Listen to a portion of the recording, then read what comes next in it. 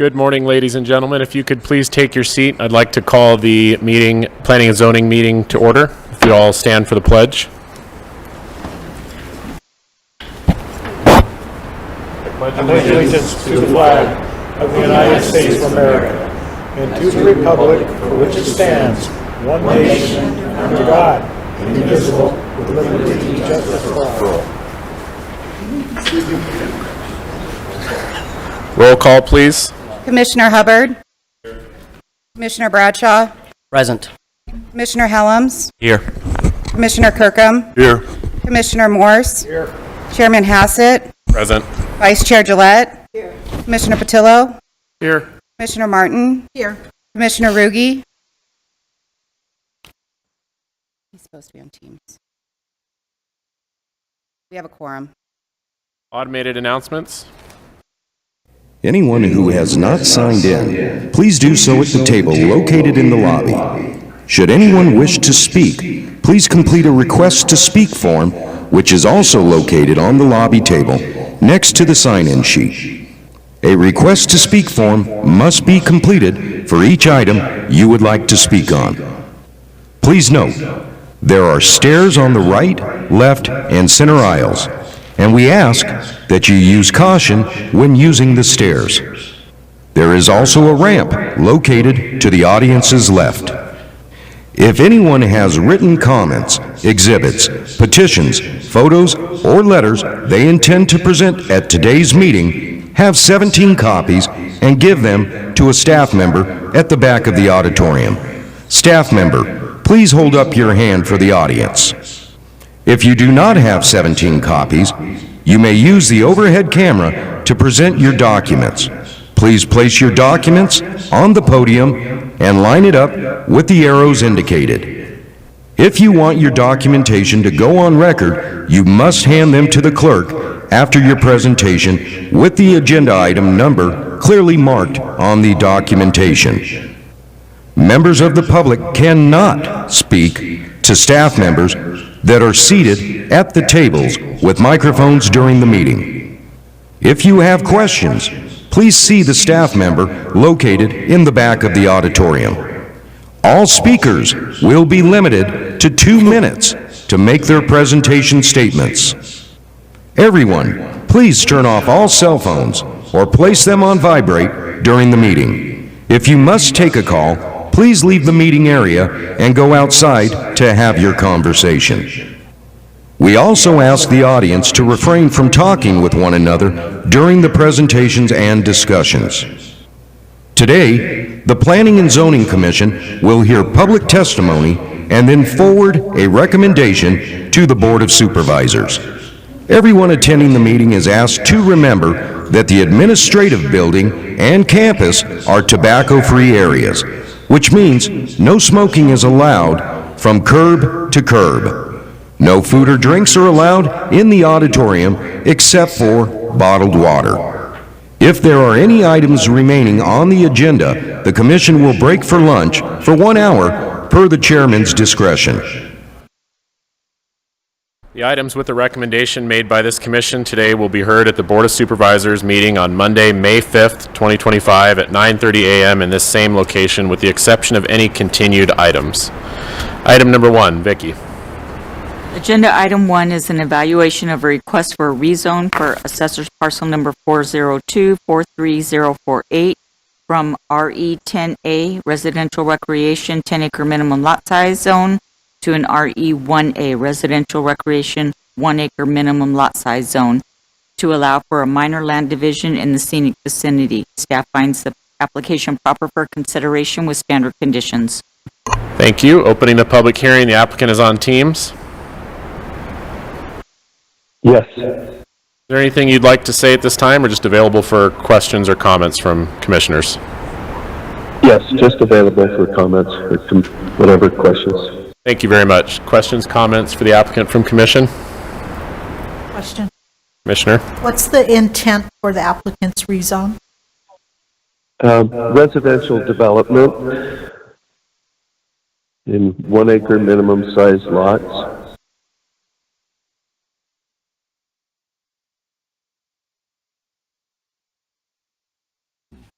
That'll give him 10.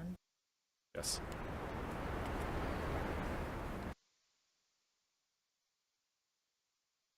I have a question for staff. We've got this parcel RE10A. It's zoned RE10A. We're going to rezone it RE1A, so they can. Is this part of a subdivision? Not at this point. Sorry, that was part of a question for staff, but thank you. Oh, sorry. You're okay. Chairman Hassett, Commissioner Patillo, so this property is, the zoning is RE10A, however, the property is 5 acres.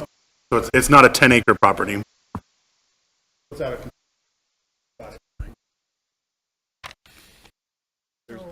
Sorry.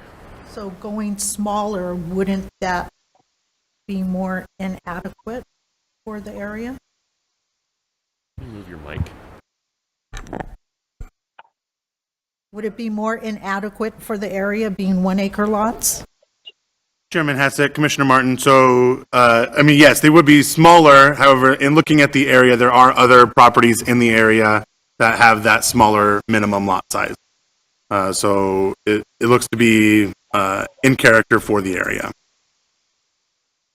I have questions. Sure. Thank you. It does appear that there are some 1 acre lots in close proximity.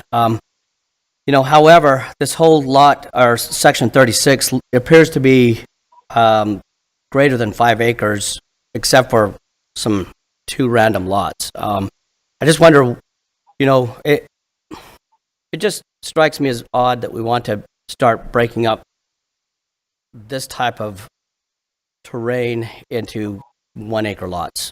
I just wonder whether demarcation line is to start breaking things into these giantly small lots. Mr. Chair. Yes. Mr. Chair, Supervisor Bradshaw, one of the other things that we'd like to point out is that the general plan for this area is low-density residential, which is less than 1 acre lot sizes. And so this is actually bringing it in more compliance with what the general plan has planned for this area. That's one thing that staff looked at as well, is that it's bringing it more into compliance with the general plan. If you look at the backup as well, they do have a exhibit of what they're proposing. Looks like it's going to be 3 1.48 acres, so 1.5 acre lots that they're proposing on this 5 acre parcel. But the 1 acre minimum is what we're recommending for at least the minimum, but they're going to be creating 1.5 acre lots. I just wanted to restate that it's bringing it more in compliance with what the general plan is, and there are other lots that are going that way in this area, and that's where staff was coming from on their recommendation. Thank you. Commissioner? Was there any letters of opposition for this item? No. No. No other questions or comments from commissioners? I'd like to close the public hearing and entertain a motion on item 1. Make a motion to approve per standard condition. We have a first and a second. All in favor? Aye. Aye. Any opposed? Item carries. Thank you. Item 2, Melanie. Item 2 is an evaluation of a request for an extension of time for a special use permit for assessor's parcel number 402-32240 to allow for the completion of the conditions of BOS Resolution 2022-040, allowing for a billboard in the Littlefield vicinity. This is actually the third extension of time request for this particular development. The applicants cited the need to find a commercial contractor in order to complete the building permit review and issuance. Staff finds that the application is proper for consideration. This would extend the time to March 7th of 2026. Thank you very much. Opening the public hearing, the applicant is present.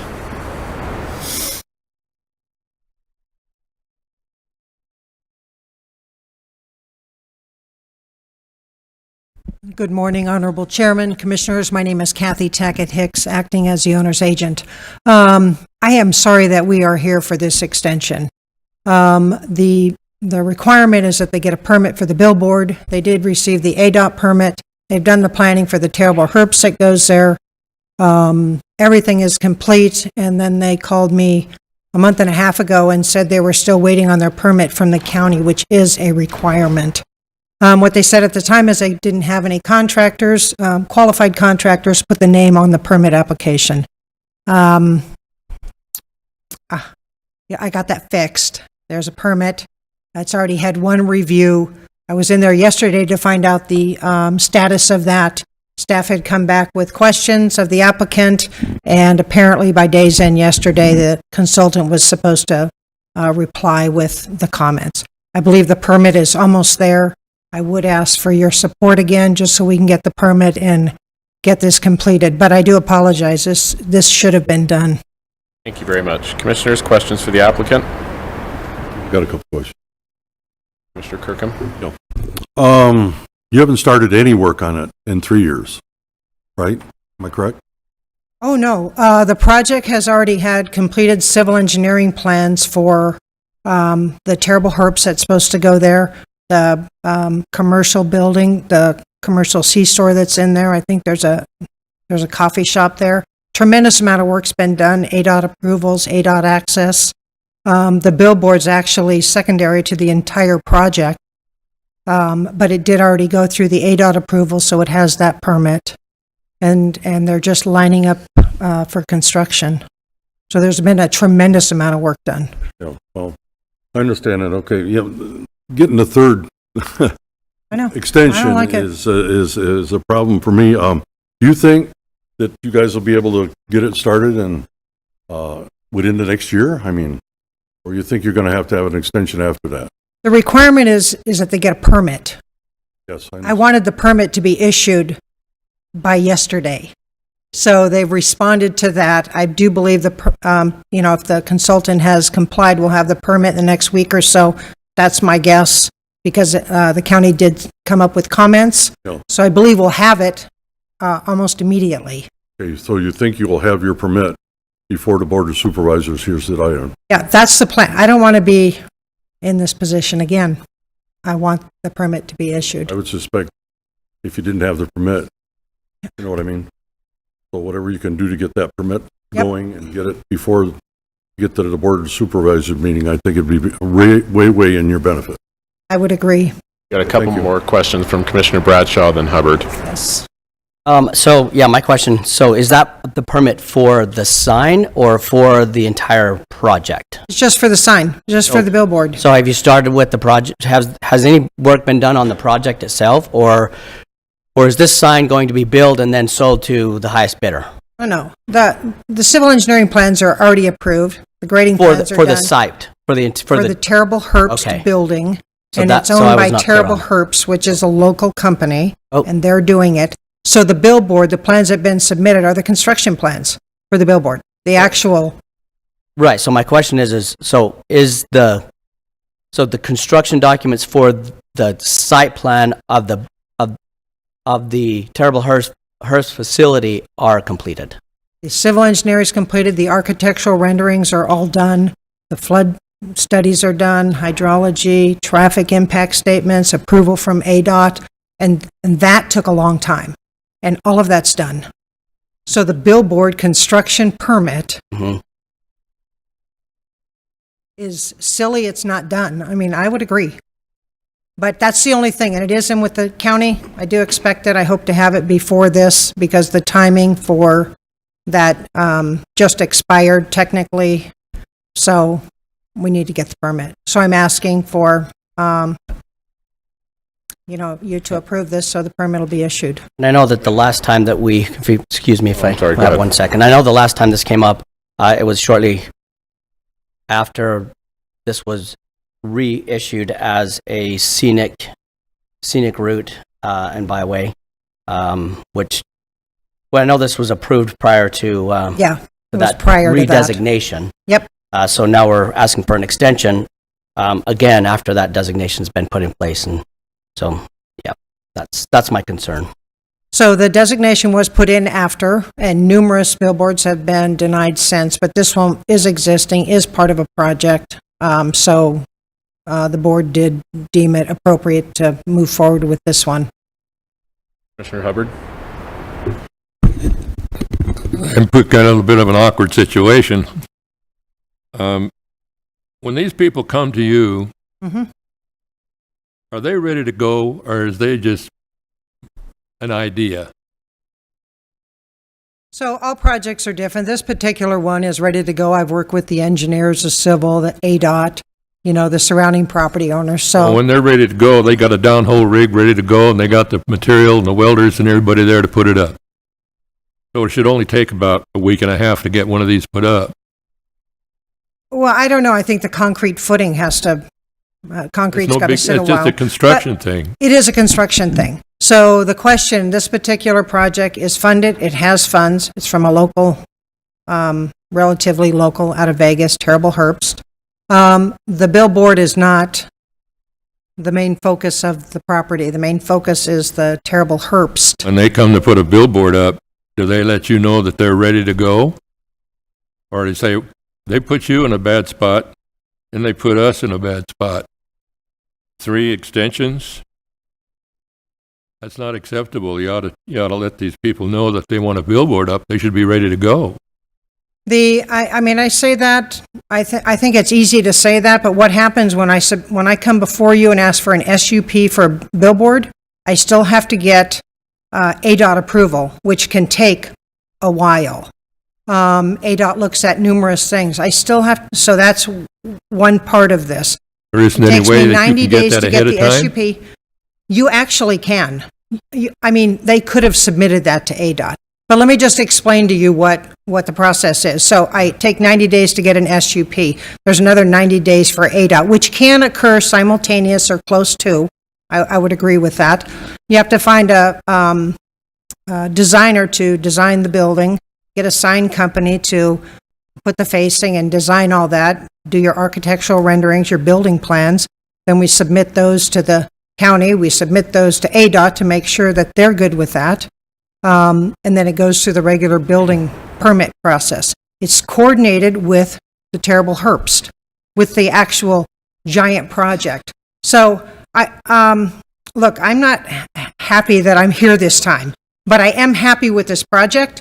It's a great project. It's going to be really good. I do firmly believe that this billboard will be an asset to this area, so I have no problem with the project itself. I wish it had been monitored more closely, so the permit was already issued. I don't have any more questions. If there's no more questions or comments, I'd like to close the public hearing and entertain a motion.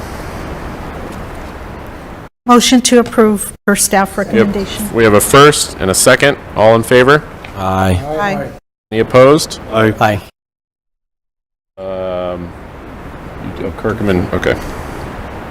Motion carries.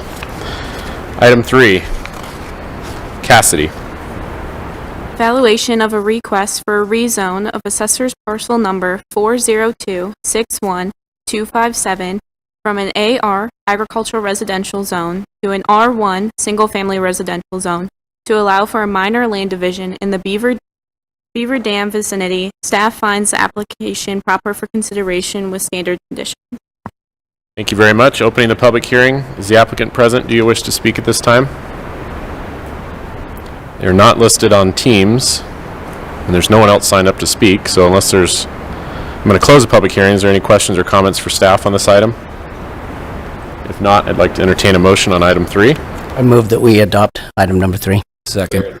Okay, first, second, all in favor? Aye. Any opposed?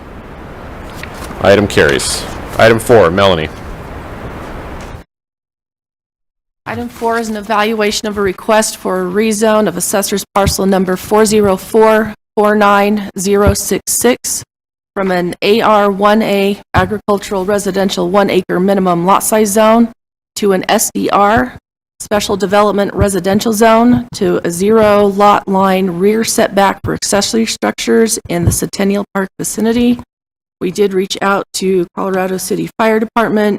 The chief did respond stating that this was an acceptable request for the existing as-built structure. staff does find that it is proper for consideration subject to the standard conditions. Thank you very much. Opening the public hearing, is the applicant present? Do you wish to speak this time? Hearing no one and no one is listed on Teams, I'm going to close the public hearing. Commissioner, questions for staff? Yeah, I got a question for staff. Commissioner Kirkham?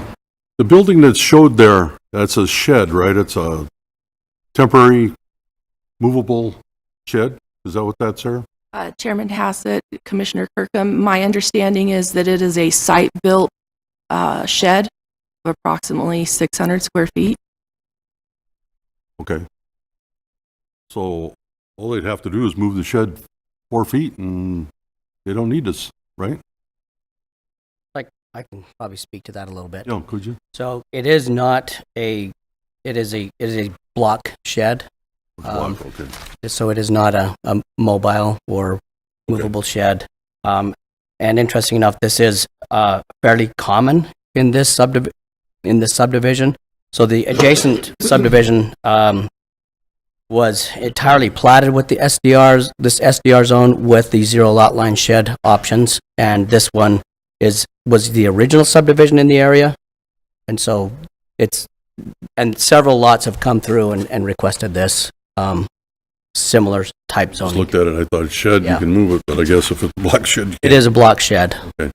All right, I have no more questions, thank you. And I'd like to entertain a motion on item 4. I move we approve item number 4. Okay, first, second, all in favor? Aye. Hey, Any opposed? None. Item carries. Item 5, Vicky.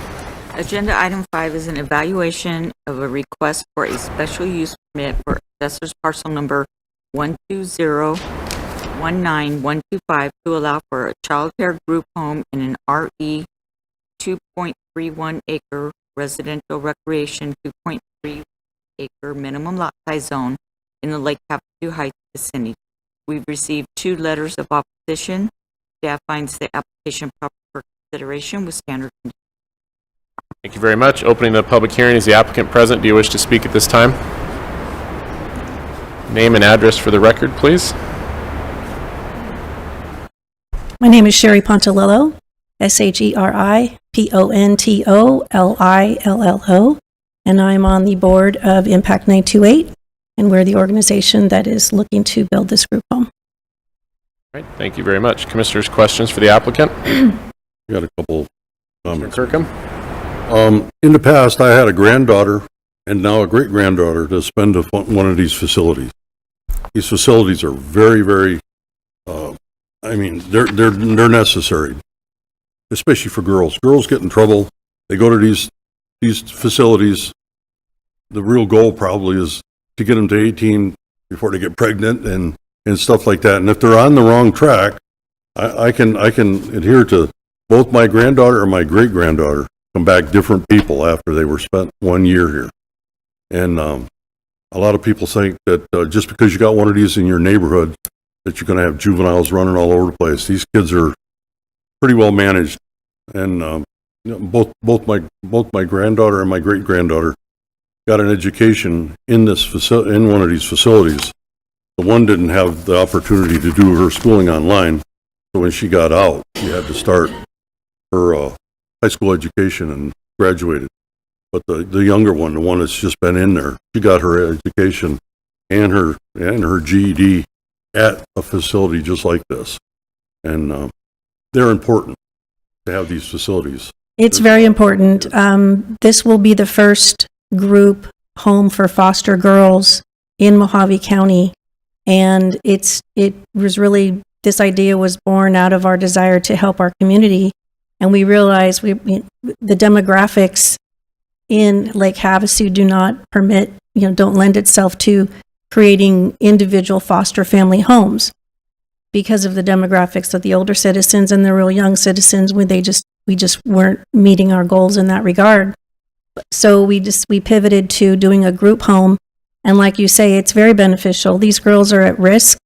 Our goal is to give them a quiet, secure place to heal as long as it takes for them to heal from what they've been through, to help them complete their education, to mentor them as young women and get them on a path where they know what they're going to do in the future, because we can do internships and so forth, and also help them see the future. Like, when I age out at 18, am I going to go just back to the same crummy environment that caused me to be here in the first place?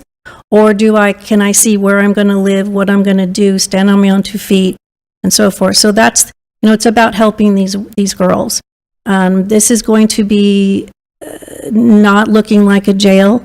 It's going to look like a residence. It's going to be quiet. It's very secure. It has to be for what we're doing. I think it'll fit in beautifully in the neighborhood because, we would like to entertain some equine therapy as well. Kind of give them an opportunity to have a little garden inside the facility. We did meet with some local folks that, wanted to know more when we first got out there that this is what we were going to do. We had about 4 or 5 women all together talking with us. They are so excited. They can't wait to get their hands on these girls and help us with, what we're going to accomplish with this home. I applaud your effort. Thank you. Thank you. I have a question. Commissioner Hubbard?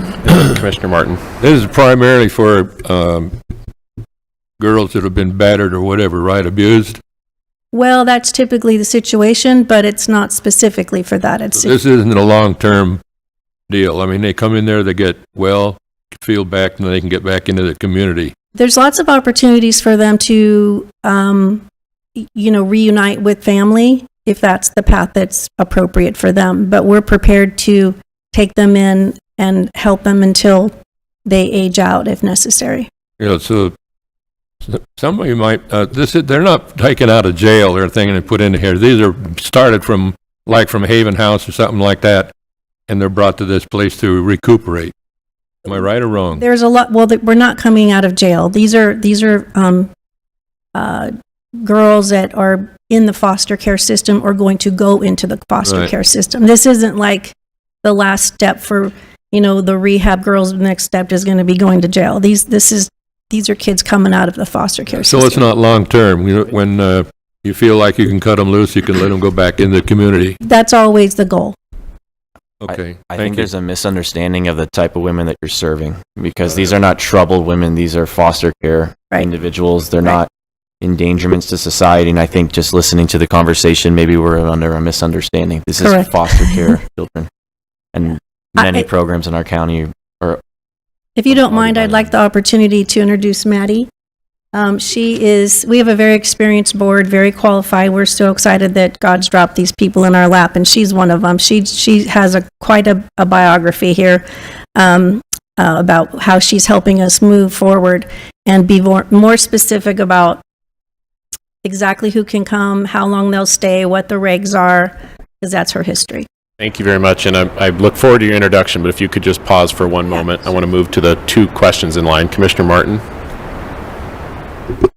I do a lot of volunteer work with youth groups in Havasu, so I'm very familiar, and I do see the need because I've seen so many girls fall through the cracks and have nowhere to live.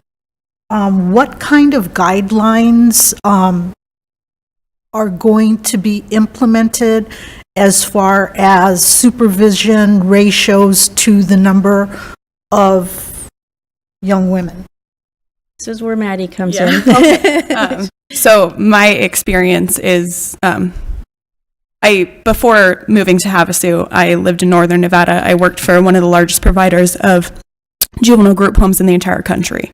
So I'm very experienced in compliance, quality assurance. I can tell you that the group home they're regulated by the Arizona Office of Licensing and Regulations. They have set regulations on staffing ratios, depending on, whether the kids are awake or asleep. We also do have to have awake night staff, so they will be monitored, 24/7. But those are state established ratios that we must follow, so. Okay, so you also fall under guidelines for foster care? Yes and no, because it's not a traditional foster care kinship placement. They're monitored by the same office, different division. So congregate care, which is what this falls under child welfare licensing, whereas a traditional kinship foster care placement would not. So you foresee what ages coming through this home? Ages 13 to 17. Just collaborating with local DCS, it seems like, at least in Mojave County, that's the largest need. There are more accessible resources or families that are willing to place children under the ages of, like 12 and a half. So. And I guess this isn't, and each one would have their own room? The plan is to have 2. Your backup, there's 2 to a room. Yeah, 2 to a room. The digital backup. Oh, okay. We put on the permit up to 12 residents. That's kind of per OLR, whether they'll allow us to have, a bunk bed on one side and a single bed on the other, but we're planning on in the range of 8. So, and of course, this would be in conjunction with county guidelines, a septic large enough to... Absolutely. Okay. As staff, I'm excuse sorry, me. 1 second. Vice Chair Gillette. I just have a question. It may seem silly. I'm assuming that there's already a building here, There is not. so you will be building. Yes. Okay. Thanks. Commissioner Hubbard, then Commissioner Bradshaw. Yeah, we have a layout on the computer here. Can you put that up on the screen, let everybody see it? Staff, please. That'd be an IT question, and Excuse certainly me. they're working on it. I see them heads moving around back there. In the meantime, Commissioner Bradshaw. Thank you. It does seem like, a very worthy facility and cause, but I do have some logistic questions, if you could maybe answer some of those. Absolutely. So I think number one question might be, how many people work at this facility? How many comings and goings or trips per day do you see on something like this? So traditionally, a home, run in the way that we would like. Staff is on a 12 on, 12 off shift. So really the only time you'd see, staff rotating in and out would be that 12-hour shift change. With that being said, I did say, the staffing ratios are different during the day. Traditionally, it's 1 to 4. Just with my experience in this field, I feel like it operates better if you don't necessarily follow that specific, but, have additional staff in case something happens or somebody has to go home. And then at night, it's 1 to 8. So, not a ton of staff coming in and out of there every day. As far as your direct care staff that's responsible for the supervision of the children, there will be, a few administrative members. And then, other traffic would be the weekly meetings that would happen with the kids, should they choose to have them on site with their caseworker through DCS. Family visits are typically off site, just because some of the other children in care aren't, authorized to be around, family, or might be triggering. So, yeah. Okay. No, that's super helpful. Other question. So is this, I don't know what utilities out there? I assume it's a septic system. Is it a private well? Is there a water system? No, it's all on the application. On the application, Unisource there's septic. Unisource and Independent Improvement District for water. Okay. And so that's fine. And then I think another specific questions is, how close are fire EMS services? Facility like this, there's a lot of potential things that could go awry quickly. So how fast can EMS be there? Yeah, so the closest fire department would be in Desert Hills, and the closest, sheriff's department would be the newest Mojave County Sheriff building that opened. Although, just in collaboration with them on a more personal side, my family owns a business in Lake Havasu that services a lot of their vehicles, and I've made them aware of this project, and they'd be happy to do, more patrols and stuff in that area should the need arise. Great, thanks. There's no other questions directly. Commissioner Martin? Schooling. So 13 through 17, would you be shuttling them to school, or would they have in-house homeschooling? Yeah, so it's kind of a case-by-case basis.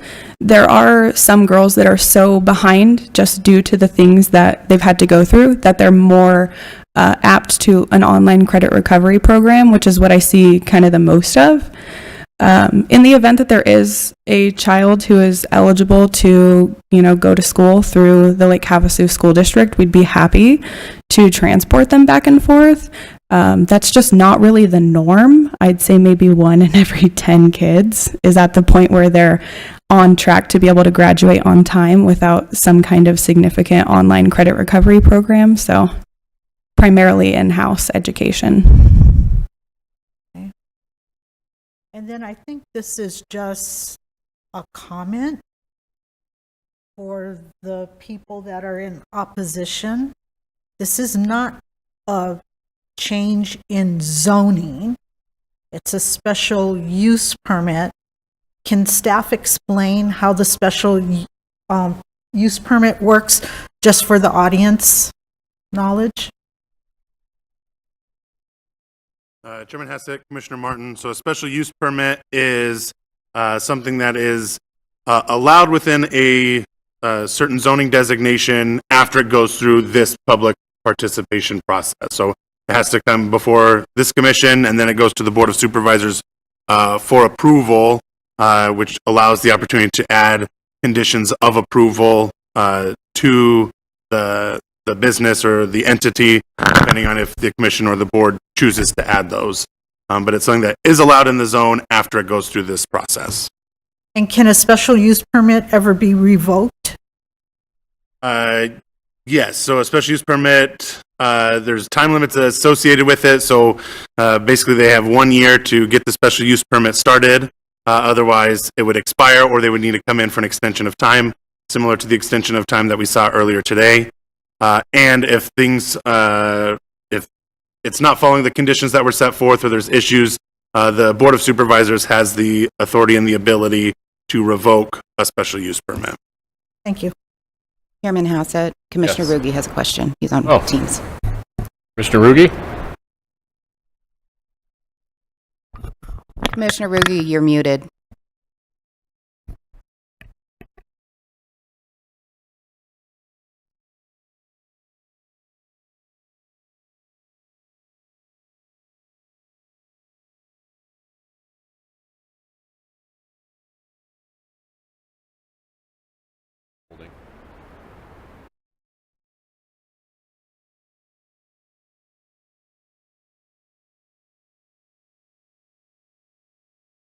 Gotcha.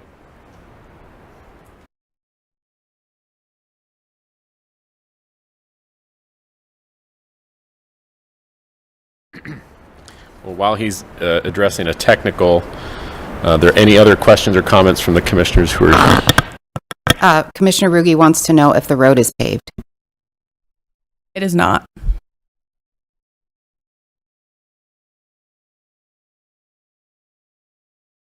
Any follow-up to that? Okay, if there's no other questions for the applicant from the commission, thank you very much. Thank you. Continuing the public hearing, I'm going to ask the following 5 people to please sit in the chairs behind staff in order to expedite the list of individuals who are speaking today. Lori Johnson, I know you have a statement if you'd like me to read it, or if you have someone who... Okay. So, Lori Johnson, Mike Blair, Albert Ginocchio, I apologize if I pronounce that wrong, Roxy Ginocchio, and Diana Santa. And Lori, you're going to be up first. Name and address for the record, please. Ma'am? Hold on. I've got a few more. I'm just trying to expedite the speaking, so just have everybody ready. Thank you. Go ahead, Lori. Thank you. My name's Lori Johnson Graves. I have the same thing Robert Kennedy Jr. has, so I have a little difficulty speaking. You want my address? Yes, ma'am. 4116 East Coronado Road, Lake Havasu City. Go ahead, ma'am. I'm a retired educator of 30 years. I understand the need for homes like this for the girls. I worked at a continuation school with many at-risk students living in their car, foster kids, physical disabilities, academic disabilities. And during that time, I'm very concerned about the kids, but I don't think that this is an appropriate location. I don't have a fondness for online school because after we saw what happened through COVID, the kids fall farther behind. We have somewhat lousy internet service out in this area, so it's not a good. I tried it with my granddaughter. She did the K-12 program, and it was sketchy at best. So I think the location of this school should be close. This home should be close to schools, should be close to medical, should be close to their counselors, should be close to their caseworkers. And I don't think putting 10 girls out in the middle of the desert with a bunch of old retired people is going to be very stimulating for them. As for the horses, are they going to have a full-time staff person that takes care of the horses? Or are they going to rely on the girls to go out in 120 degrees to rake horse corrals and feed twice a day? The nearest schools. Thank you very much. Mike Blair.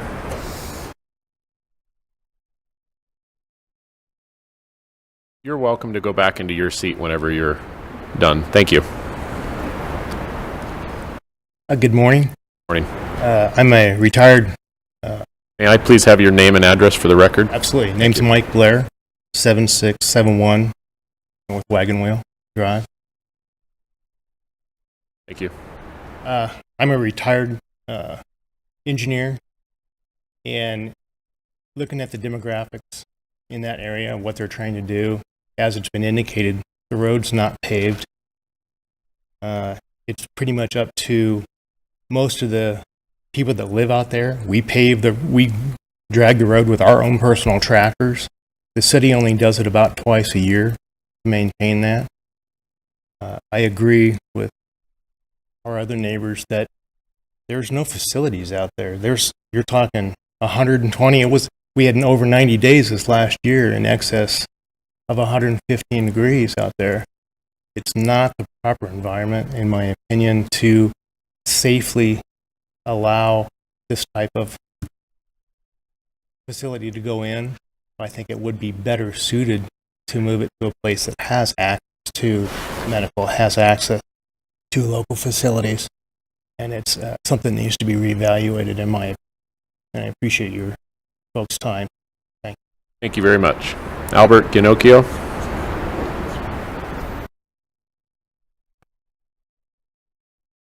We reside at 7579 Wagon Wheel Drive, and this proposed facility is directly across the street from our property. We've been working on this property for 14 years, and we went to the Heights just because of the zoning, of what we can do. And I don't see any, well, I'd like to say, how's this going to benefit me, my property values, and my freedom to be out there, not worrying about the environment and the element of people it's going to attract.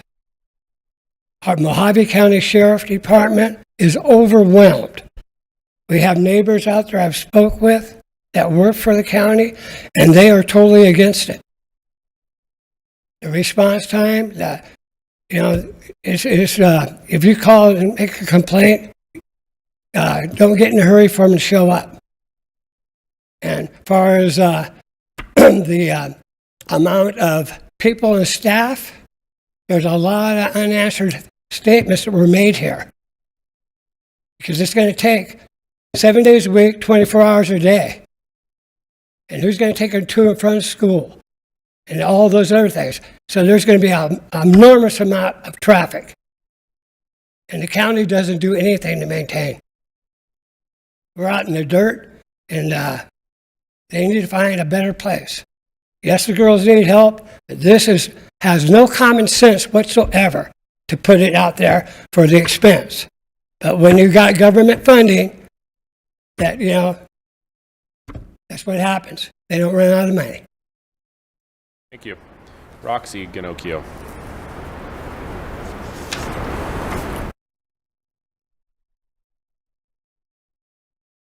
Roxy Ginocchio, 7579 North Wagon Wheel Drive. When the county says that they can, after they've approved the special permit, that they can add to it, do we, if it does happen, do we get a say in that when it comes to you adding something to it? Unfortunately, these are just statements made when you're signed up to speak. We're not able to interact, but I'm sure staff would answer those questions after the meeting. Okay, so if any of you get a chance to drive out there before you say yes to this project, it's 10 miles to Walmart, which is the closest facility from where we're at, to the Midtown, where the hospitals, clinics, and all of the things that the girls are going to do, or the swim. It's 25 minutes to 40 minutes, depending on the lights, to go into town. We just feel that this is going to impact our community hugely, and not in a good way. So they haven't, because we pay taxes to the Topak School District. So if they bus them, they would have to go, down to the Colorado River to go to school, unless they're homeschooling, and that comes to a whole nother, and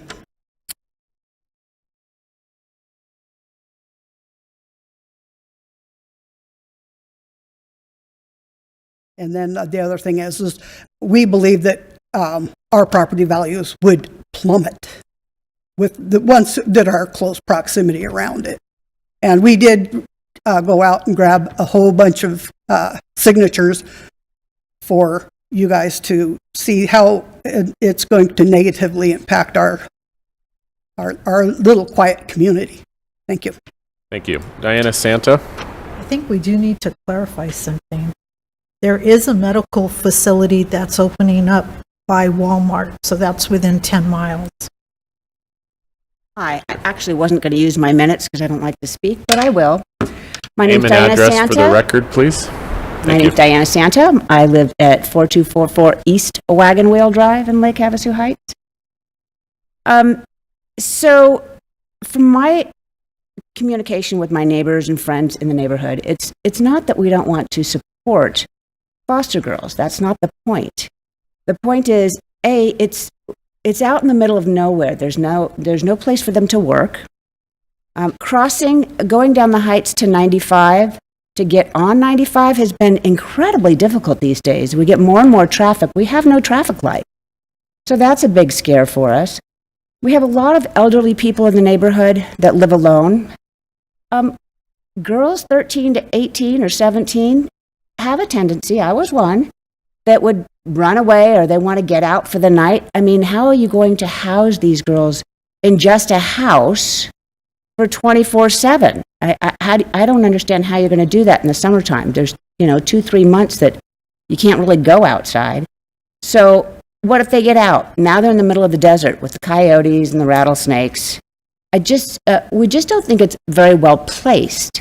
And then we had one of our neighbors posted on our next door, and she said, for many years we have participated in helping Boys Republic in Chino, California, work with young males who want to get out of gang life. If this special assessment gets approved, we will push to get our rehabilitation home in as we just live down the street.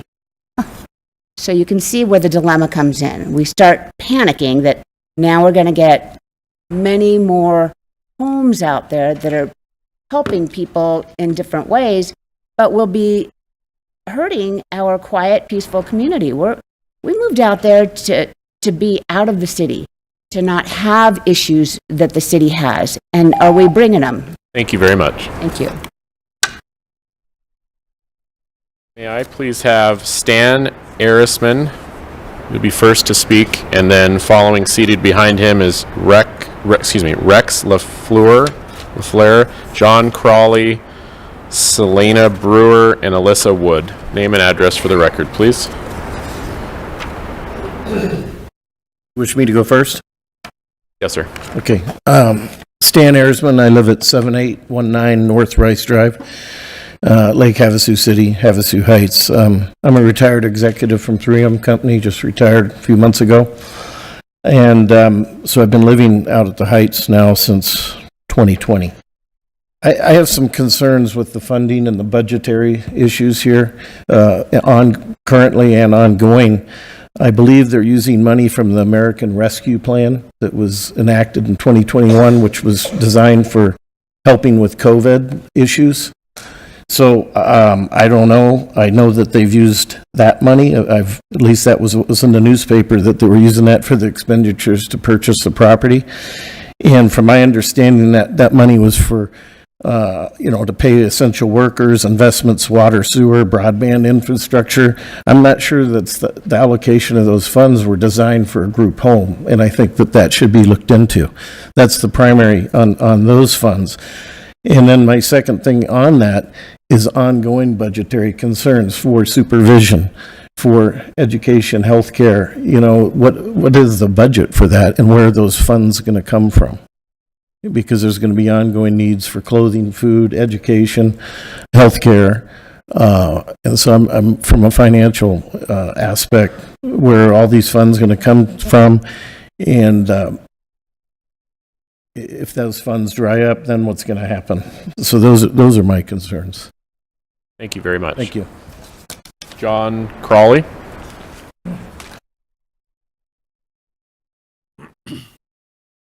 Good morning, Commissioners. My name is John Crawley. I live at 7577 North Rancho Vista Drive.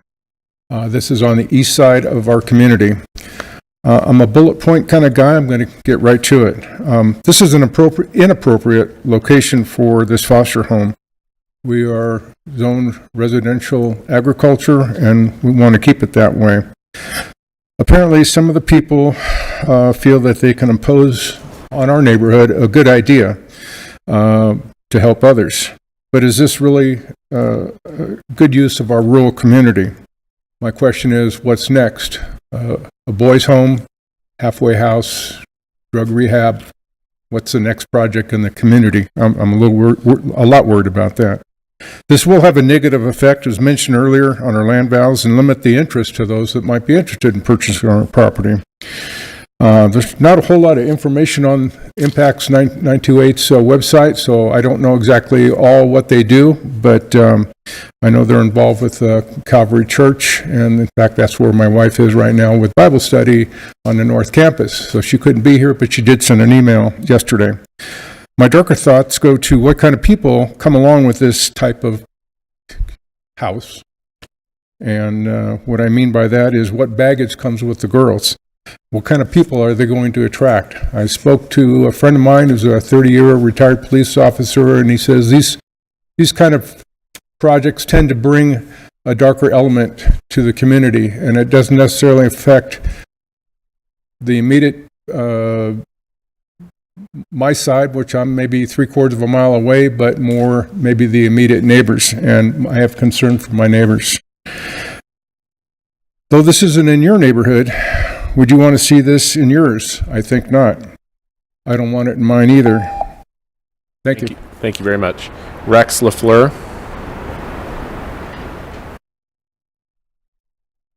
Hi there. Rex Leffler from 7805 North Hemlock Drive. One of the concerns I see here is it state and government funding that's backing this? As we well know, state and government funds can be revoked. These places can be shut down. Where are we going in the future? This building doesn't look like a home. It looks like a small compound prison-looking facility. If they build on, what is it going to look like? And then, if it's dropped, funds are not allocated in the future, they move away, we're left with this compound facility in our neighborhood, which doesn't do us any good. It drops our values, and it will not sell as a residential home. So that's kind of where I'm coming from for the future of it. Thank you. Thank you very much. Selena Brewer.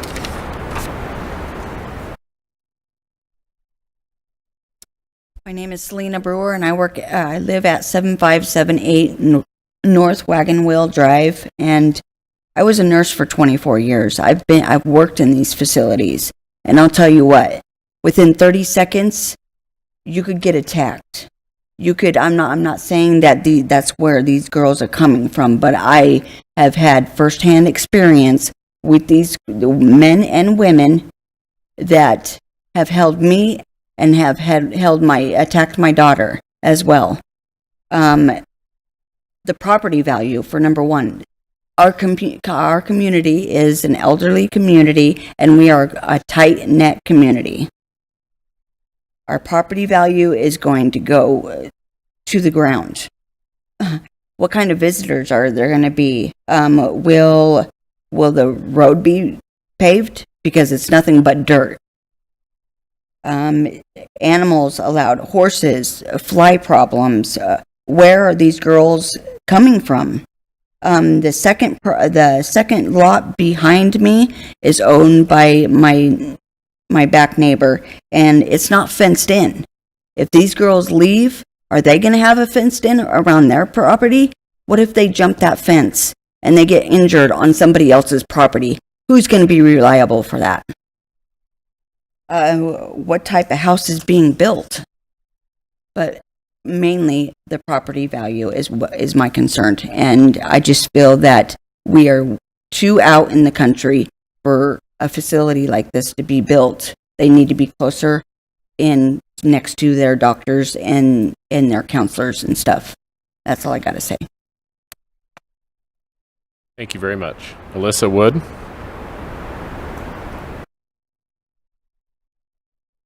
My name's Alyssa. I'm at 7630 Wagon Wheel Drive, and I live right next to this property. The property is a little bit higher than my property, so it touches my property. I'm a nurse, so I do help people. I help the community.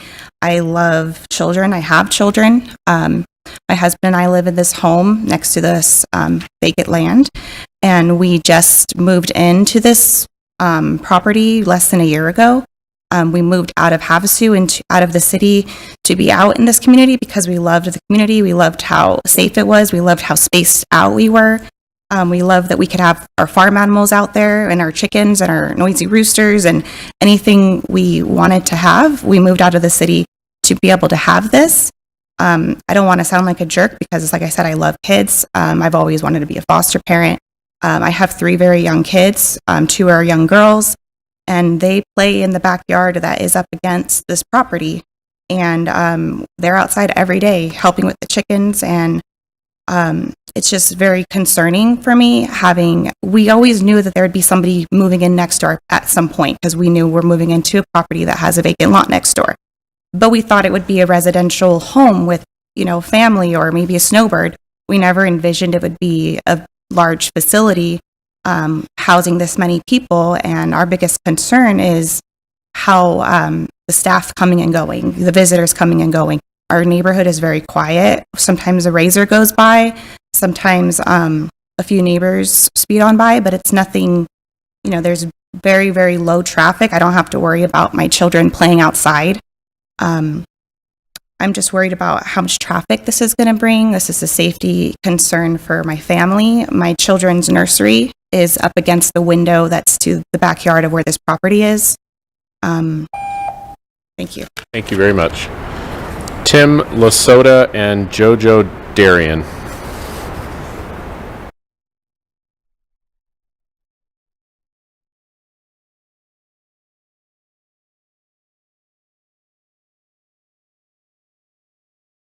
Good morning, Mr. Chairman and members of the Commission. I am Tim Lasota. I'm an attorney from Phoenix, 2198 East Camelback Road in Phoenix, and I'm here on behalf of the neighbors in opposition to this project.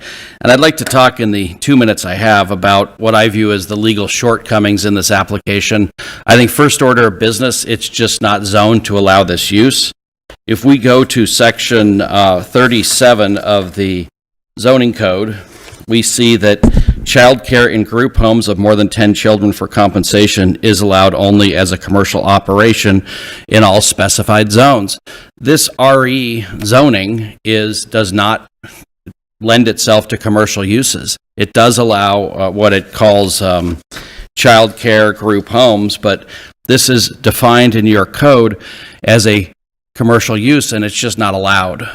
So I don't think there's any authority to grant a special use permit in this instance. The other thing I wanted to talk about is the general plan.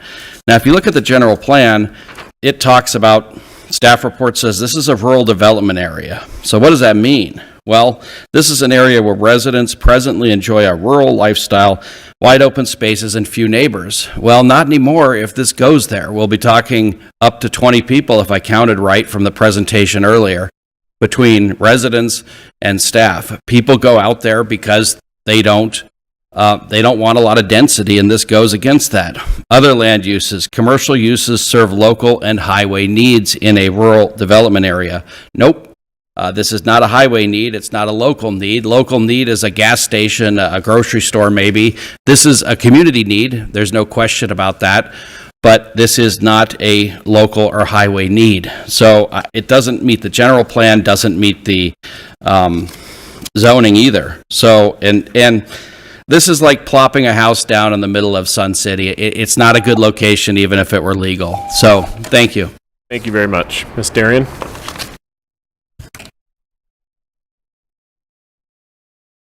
Thank you. Jojo Darian, 7586 North Sealy Drive. I don't feel this is a good location for logistics and everything else. As Melanie had stated earlier, for the medical and everything, the closest was Walmart. Walmart, it's a small facility there. They actually refer everybody directly to the hospital. So I would say that's not going to work. It will affect property values and everything for the location. The demographics, it's just not there. We have dirt roads. We don't want our roads paved. We grade our own roads and everything. It's not appropriate location. There's no medical, there's no schools. It's not near their counselors. The internet is not good out there for homeschooling. It's just, there's always trouble with that. The zoning, I don't feel will allow it because we're RE. We want our horse property and everything out there. It was refused in Lake Havasu City because of older citizens for demographic reasons. There's a lot of senior citizens out there. We have a lot of seniors and retirees and everything. It's just not going to make it for that particular area. The sheriff's department is overstaffed. It's overworked, overworked, and they are not for it. Looking like a jail out there. I know a lot of the people out there just do not want this. And I mean, I'm not against children. I mean, I have, adopted children. I donate very heavily to these people and everything, and to the special, needs and everything else. But the demographics, there's no facilities, no hospitals, there's no doctors. They would have to travel a long way for any of the counselors or anything. What we also have is, it states zoned RE, which is, residential, recreational. But now everything else that has been completely sold out there in the last 10 years has been zoned RA for residential agricultural. Thank you very much. Thank you. No one signed up to speak. Do commissioners have any questions or comments for the applicant? Yes. Hold on. Commissioner Ruge has a question for staff. With this project, is paving the road required? Chairman Hassett, Commissioner Ruge. So with this project, they would be required to do a site plan, and so they would have to go through the site plan review process.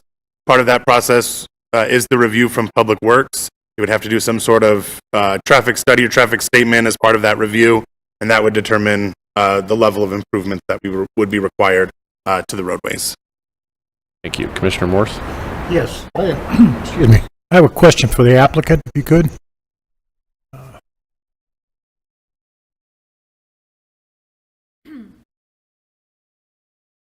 Can you give us a brief description of the criteria used to select this site? Select the site? Yes. We were looking for a location that was, well, not so much location, but the size of the property that was affordable for our use. Number two, we wanted it to be a safe environment for the girls. It's because of what they've been through, it's almost like you really don't want anyone to know that it's out there. That is what the home is, and it will look like a home. It's not going to look like a prison. It only will have 4 bedrooms and a few other rooms as offices. It will have a larger than normal kitchen because we'll be feeding a lot of mouths. But other than that, I mean, unless you looked over the fence, you really wouldn't know that it was any different than the other beautiful homes that are out there. Was there any consideration given to necessary services? Well, as far as timing and for starters, the staff has to be qualified to provide some services, and there are other. I mean, first step is to get the special use permit for the property. The second step is to then get licensed by the authorities, and we will be falling in line with all of their requirements. And I might also say that we, in addition to Maddie, who's very familiar with getting these things approved by the regulators, we also have Kim Zanin on our board. And she, as you know, she's very familiar with the DHS and CASA and so forth. So it's not a stretch. Will I have an opportunity to address some of the residents' concerns? Let's get through some of these questions first, and then we'll go from there. Sounds good. Commissioner Helms? One of the speakers came up and said that this has already been tried to have happened in city limits in Havasu. That is false. Okay, that's what I was clear. That never went before city council or anything. It was never voted on That by is local false, planning. Okay, thank you. And I can address the funding as well. But continue on. That was going to be my question. Funding? Commissioner Martin? Funding. So first of all, we're not affiliated with Calvary Chapel, Calvary Baptist Church. Many members of the board are Christians and members of the church, but this is a standalone 501c3 organization. Let me make that very clear. We're not funded by the church. So we were funded by private donations, and then we also applied for a grant, a piece of that ARPA money. And the grant was approved for the use of focusing on the foster children, and the money needed to be spent in that area. So we got approval to use these funds to assist local children and do it in the county area. The funding was supplemented. We hung on to those funds that we got, $141,000. We only spent about 30 of it to help local foster families get going.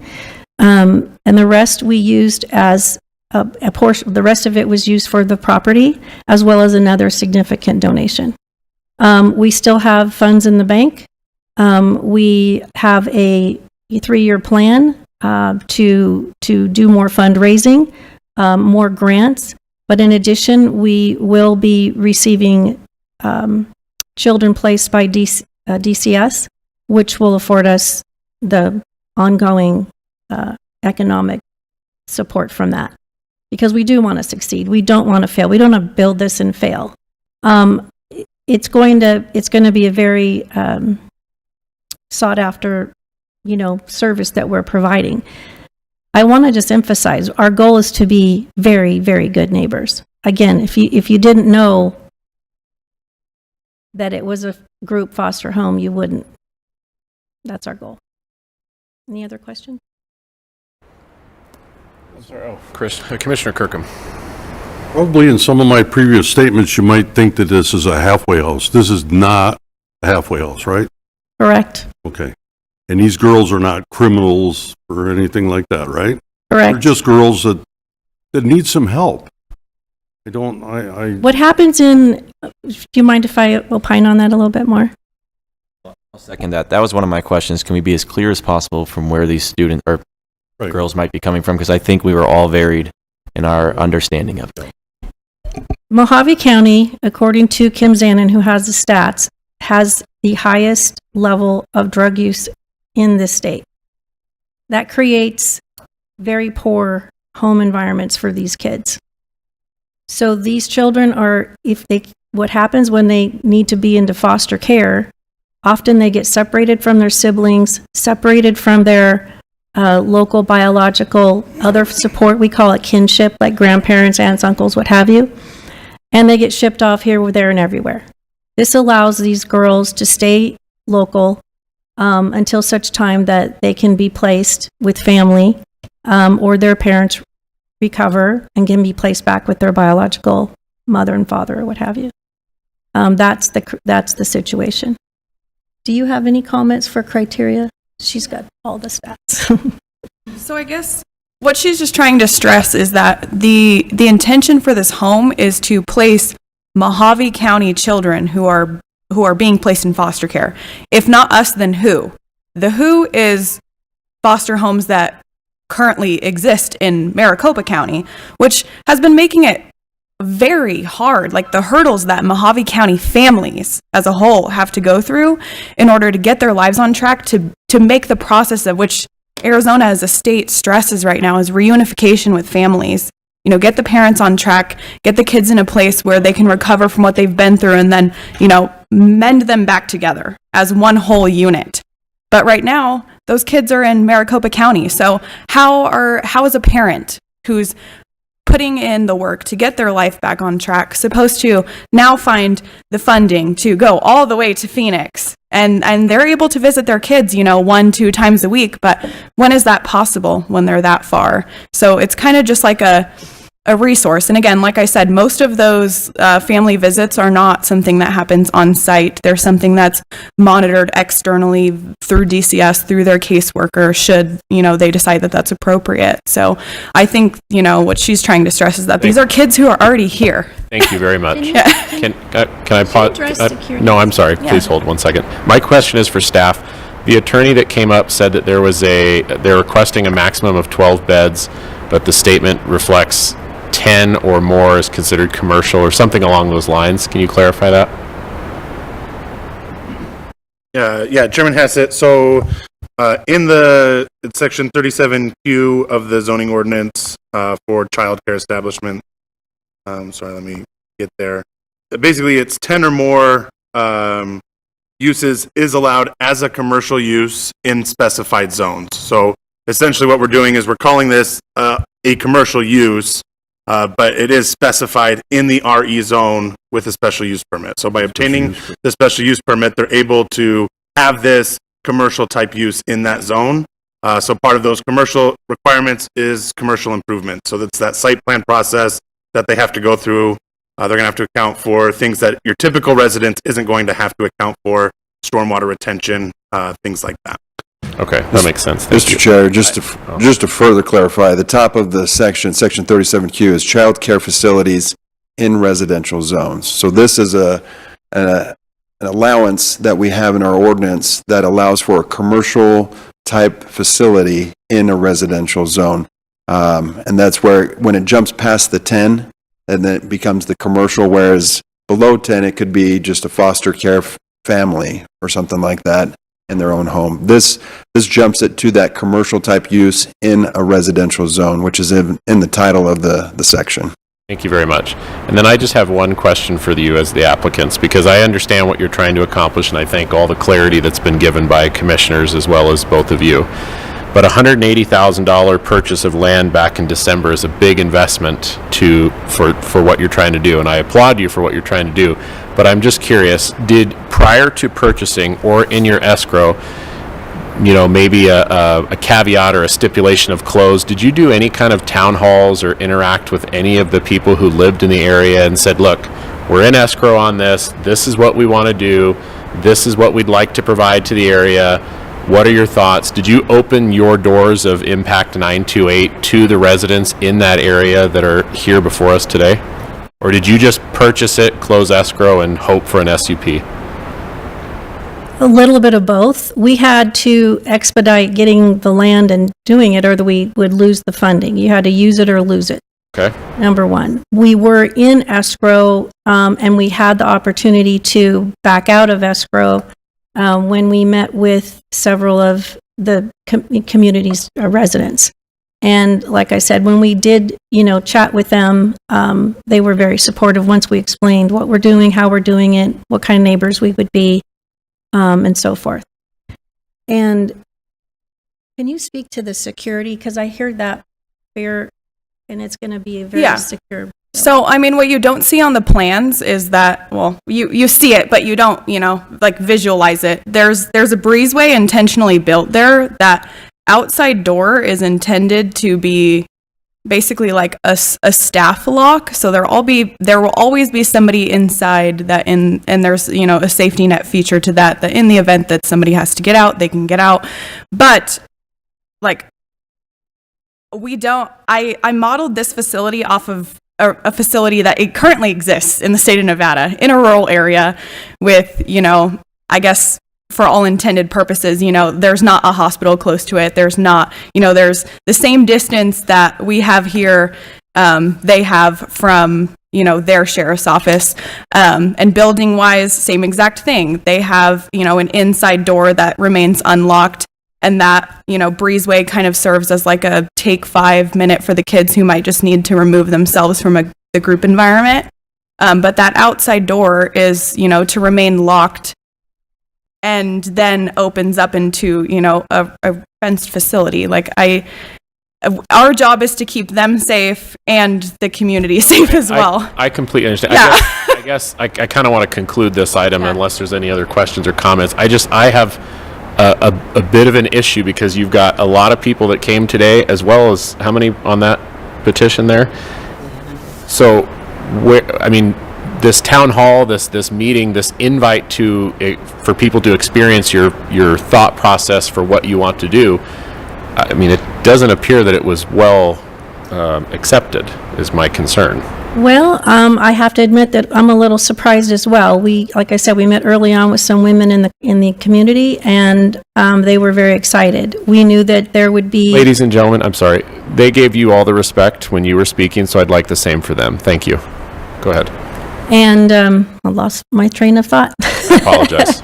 But we had met with them, and we knew that here's my train of thought. You were going to be, or the close neighbors would be notified. So we expected to have some questions. I didn't know the extent to with the neighbors, and I think that misinformation creates a little more anxiety about what we're doing.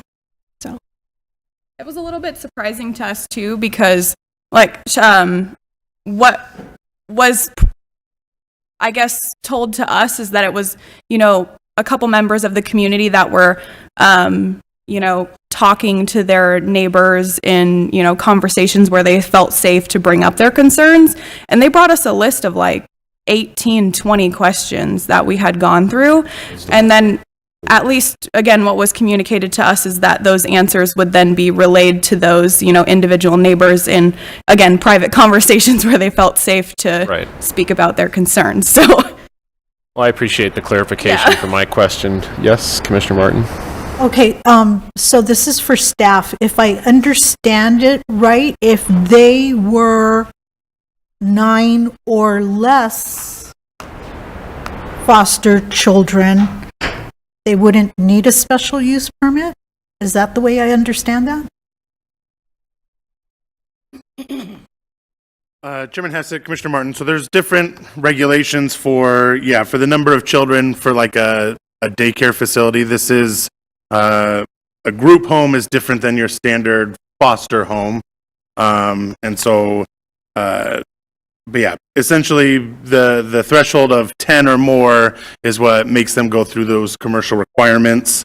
And so childcare of 5 but no more than 10 is allowed with a special use permit in all residential zones. So by going over 10, you're restricted to only the zones that specify that they can have it in that zone, which this RE zone that the property has specifies it with the special use permit. Thank you. Thank you very much. Thank you. I'd like to close the public hearing and entertain a motion on item 5. I have comment. Okay. The concerns of the people about the light on 95, do they know that they just had 900 houses going in out there? There's a bar out there at the end of that road. The people going in and out of there, and they have rallies and everything else. So if they're worried about strange people, they ought to check them out. The bar, they have entertainment. They have these 4 wheels out there. There's a lot more out there than none of these people that seemed to be were concerned about that at that time. And this, I think, is well worth the time. Thank you. Thank you. I'd like to entertain a motion on item 5. I'd like to make a motion that we continue this to the next meeting so the applicant can meet with the residents out there and discuss it a little further. I think it's a very important service that they're trying to offer, and I think we just can't dismiss it without a little more research and communication. And I'll second I that. second. Okay. First and second, all in favor? Aye. Any opposed? Aye, but I'm opposed only because I think we should approve it right now. Motion all right, hold on. Now, you're going to have to do a roll call vote. Okay, so First this is to continue, right? Correct. First by Morse, second by Kirkham. Commissioner Hubbard? Commissioner Bradshaw? Yes. Commissioner Helms? Commissioner Kirkham? Yes. Commissioner Morse? Yes. Chairman Hassett? Yes. Vice Chair Gillette? No. Commissioner Patillo? No. Commissioner Martin? Yes. And Commissioner Rugi is a no. So, motion passes 6. Item 6. Cassidy. Evaluation of a request for a rezone of assessor's parcel number 225-16012 and 013 from an AR agricultural residential zone to a C28 highway commercial zone to allow for an RV park in the Mojave Valley vicinity. Staff finds the application proper for consideration with standard conditions. Thank you very much. Opening the public hearing, the applicant is on Teams. Yes, hi. My name is Gio Shin. I represent KS Hair Design, an architectural design firm in LA. And I'm here as the owner's agent. And I have no comment at the moment, but I am available for questions. Okay. Commissioner, questions or comments for the applicant? Commissioner Bradshaw? Yes, thank you. And I know this is highway access. Will there be one or two access points to this property? You mean access as an entrance? Yes. Yeah, there will be two. It would be, and this is just my personal. It's incredibly helpful to see some site plans when these come through, just to see what is at least thought about, because amenities, and I understand you're going to go through a site plan process, and that's awesome. But meanwhile, and this is more geared to staff. What else does this zoning allow? Because they're saying they're bringing in an RV park.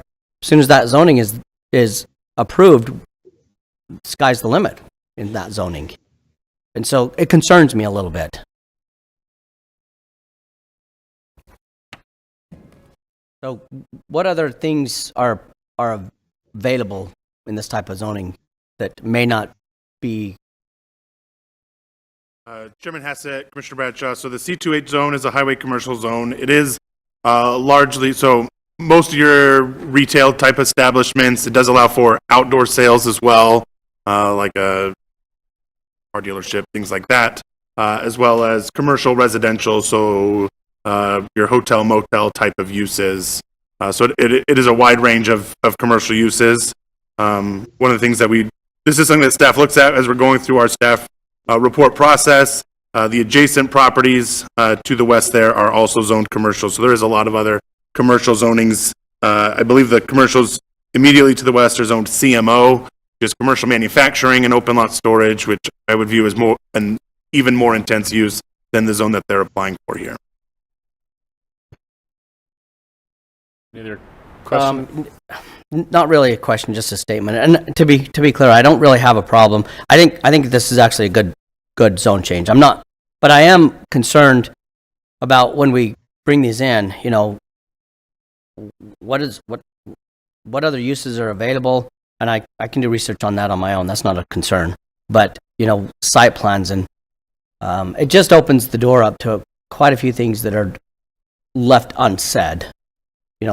he gets the zone and then he sells it, and it's not an RV park anymore. Like, I guess that's my comment. Thank you very much. Any other questions or comments by commissioners to the applicant? Wasn't there any other zoning that we could use other than this one? I don't think this is appropriate.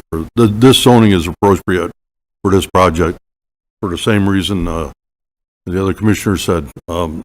I've seen these things come through with different zoning. I was just curious why we elected to go this zoning. That, like he said, it fits so many different things. Wait, I'm sorry, can I just stop you really quick? The concern is that the applicant wants to put in an RV park. You're worried he's going to put in a strip mall, right? Or something along those lines, but couldn't we just, correct me if I'm wrong, Mr. Attorney, couldn't we just make a motion to approve with the restriction of an RV park? I mean, if that's where we're going with these comments and questions? Yes, I mean, you can always put on some sort of, you can recommend this, yeah. Mr. Well, I'm Chair. just saying, if we're really, yes, sorry, go ahead. Just to kind of further clarify, that's exactly what we're doing, is it's not so much that we're looking at an RV park here. We state that that's what the reason why he is zoning. What you guys are looking at is, should this be zoned to highway commercial? It's not, are we looking at an RV park? The applicant is requesting highway commercial. The staff has looked at it, it's right on, is that Pierce Ferry? Boundary cone. Sorry, boundary cone.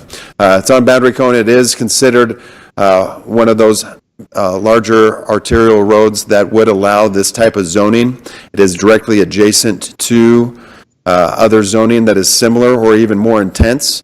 Staff is recommending approval because that's the way that, or not approval, but that it's proper for consideration because that's the way that the zoning is moving forward in this area. So we put in there that the reason why he is applying, or why the applicant is applying for the rezone, but what you're really looking at is the zoning. Should it be zoned C2H? If it shouldn't, then yeah, let's recommend denial or move it forward that way if we want to keep it residential. But if it is a commercial zone and that's the direction that we want to move it forward, that's what we're really looking at. We're not necessarily looking at an RV park. Just like the C2H that's a stone's throw away. Correct. Okay. Thank you. Sorry, if you want to continue with your questions or answers, just trying to save us some time on that. Yeah, just to answer the question about the other zones, there are other zones that do allow for RV parks. So the agricultural residential zone allows for RV parks with a special use permit. There are time restrictions on special use permits, so a rezone is more permanent. We also allow RV parks by right in our CRE, which is our commercial recreation zone. One of the things that we look at when we're working with applicants going through this rezone process is the potential for other uses. So a lot of our RV parks have other amenities. And so if they put a restaurant in there as part of their RV park and they wanted to open that restaurant up to the general public as well as RV park guests, they would need a zoning that would allow for that. And so that's something that we also look at. So in this case, yeah, like Scott said, the C2H zone allows them to get the RV park, which is what they're ultimately looking for at this time, but also an appropriate zone for the area. Thank you very much for the clarification. Any other questions from commissioners for applicant or staff? If not, I'd like to close the public hearing and entertain a motion on item 6. I make a motion that we approve with standard conditions. Second. We have a first, we have a second. All in favor? Aye. Any opposed? Aye. Motion carries. Item 7, Vicky. Agenda item 7 is an evaluation of a request for a rezone for assessor's parcel number 316-14024 from an A general zone to an AR agricultural residential zone to allow for an RV as a temporary resident and to bring the property into zoning compliance in the Golden Valley vicinity. Staff finds the application proper for consideration with standard conditions. Thank you very much. Opening the public hearing, the applicant is on Teams. Yes, good morning. I have no comment and I'm open for questions. Good morning. Thank you very much. Do any commissioners have questions for the applicant or for staff? Hearing none, I'd like to close the public hearing and entertain a motion on item 7. Move approval. First and second. Okay, all in favor? Aye. Any opposed? Motion carries. Item 8, Melanie. Item 8 is an evaluation of a request for a rezone of a portion of assessor's parcel number 306-38013 from an AR-10A agricultural residential 10-acre minimum lot size zone to an AR-5A agricultural residential 5-acre minimum lot size zone to allow for a minor land division in the Golden Valley vicinity. Staff does find that the application is proper for consideration, subject to the standard conditions. Thank you very much. Opening the public hearing, is the applicant present? Do you wish to speak at this time? Do you wish to speak this time or just for questions? Okay, do any of the commissioners have comments or questions for the applicant or staff? Well, it's going to be kind of my, if I may. Yeah, Thank you. absolutely. So we're taking this down to 5 acre. Yeah, actually, never mind. I actually think this is pretty good. I don't have a problem. Okay. Hearing, seeing no other commissioners' comments or questions, I would like to close the public hearing and entertain a motion on item 8. Motion to approve. Second. Staff recommendation. Second. First by Martin. I'm sorry, who's the second? Okay. Second by Patillo. I've heard more cell phones today than I have all year. Any opposed?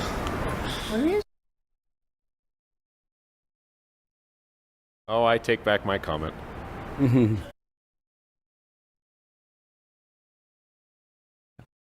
we vote on that? Any opposed to item number 8? Hey, item carries. Item 9, Cassidy. Item 9 is an evaluation of a request for a rezone of assessor parcels number 306-25009E from an AR-2A agricultural residential 2-acre minimum lot size zone to an AR agricultural residential zone to allow for a minor land division in the Golden Valley vicinity.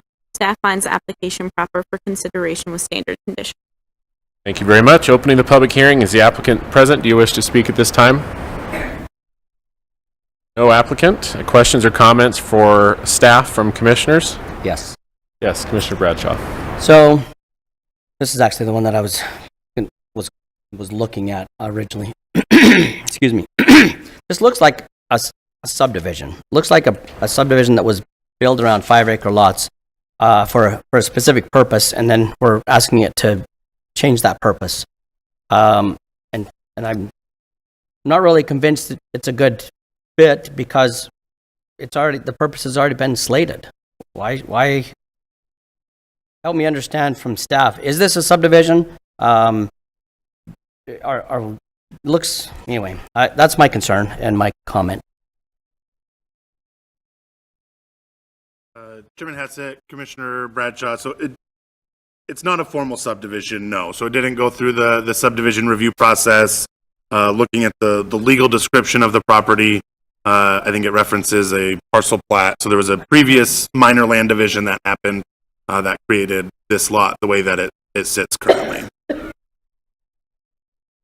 Well, my comment still stands. It still looks like it was on purpose, and I can't get behind it. Okay. Any other questions or comments for staff from commissioners? If not, I would like to close the public hearing and entertain a motion on item 9. I move that we deny this application. Second. Second.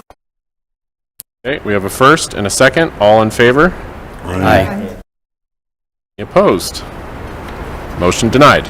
Oops. Oh, you're good. You're all right. Item 10, Vicky. Agenda item 10 is an evaluation of a request for a rezone for assessor's parcel number 306-41012E from an AR-6A agricultural residential 6-acre minimum lot size zone to an AR agricultural residential zone to allow for a minor land division in the Golden Valley vicinity. Staff finds the application proper for consideration with standard conditions. Thank you very much. Opening the public hearing, is the applicant present? Do you wish to speak at this time?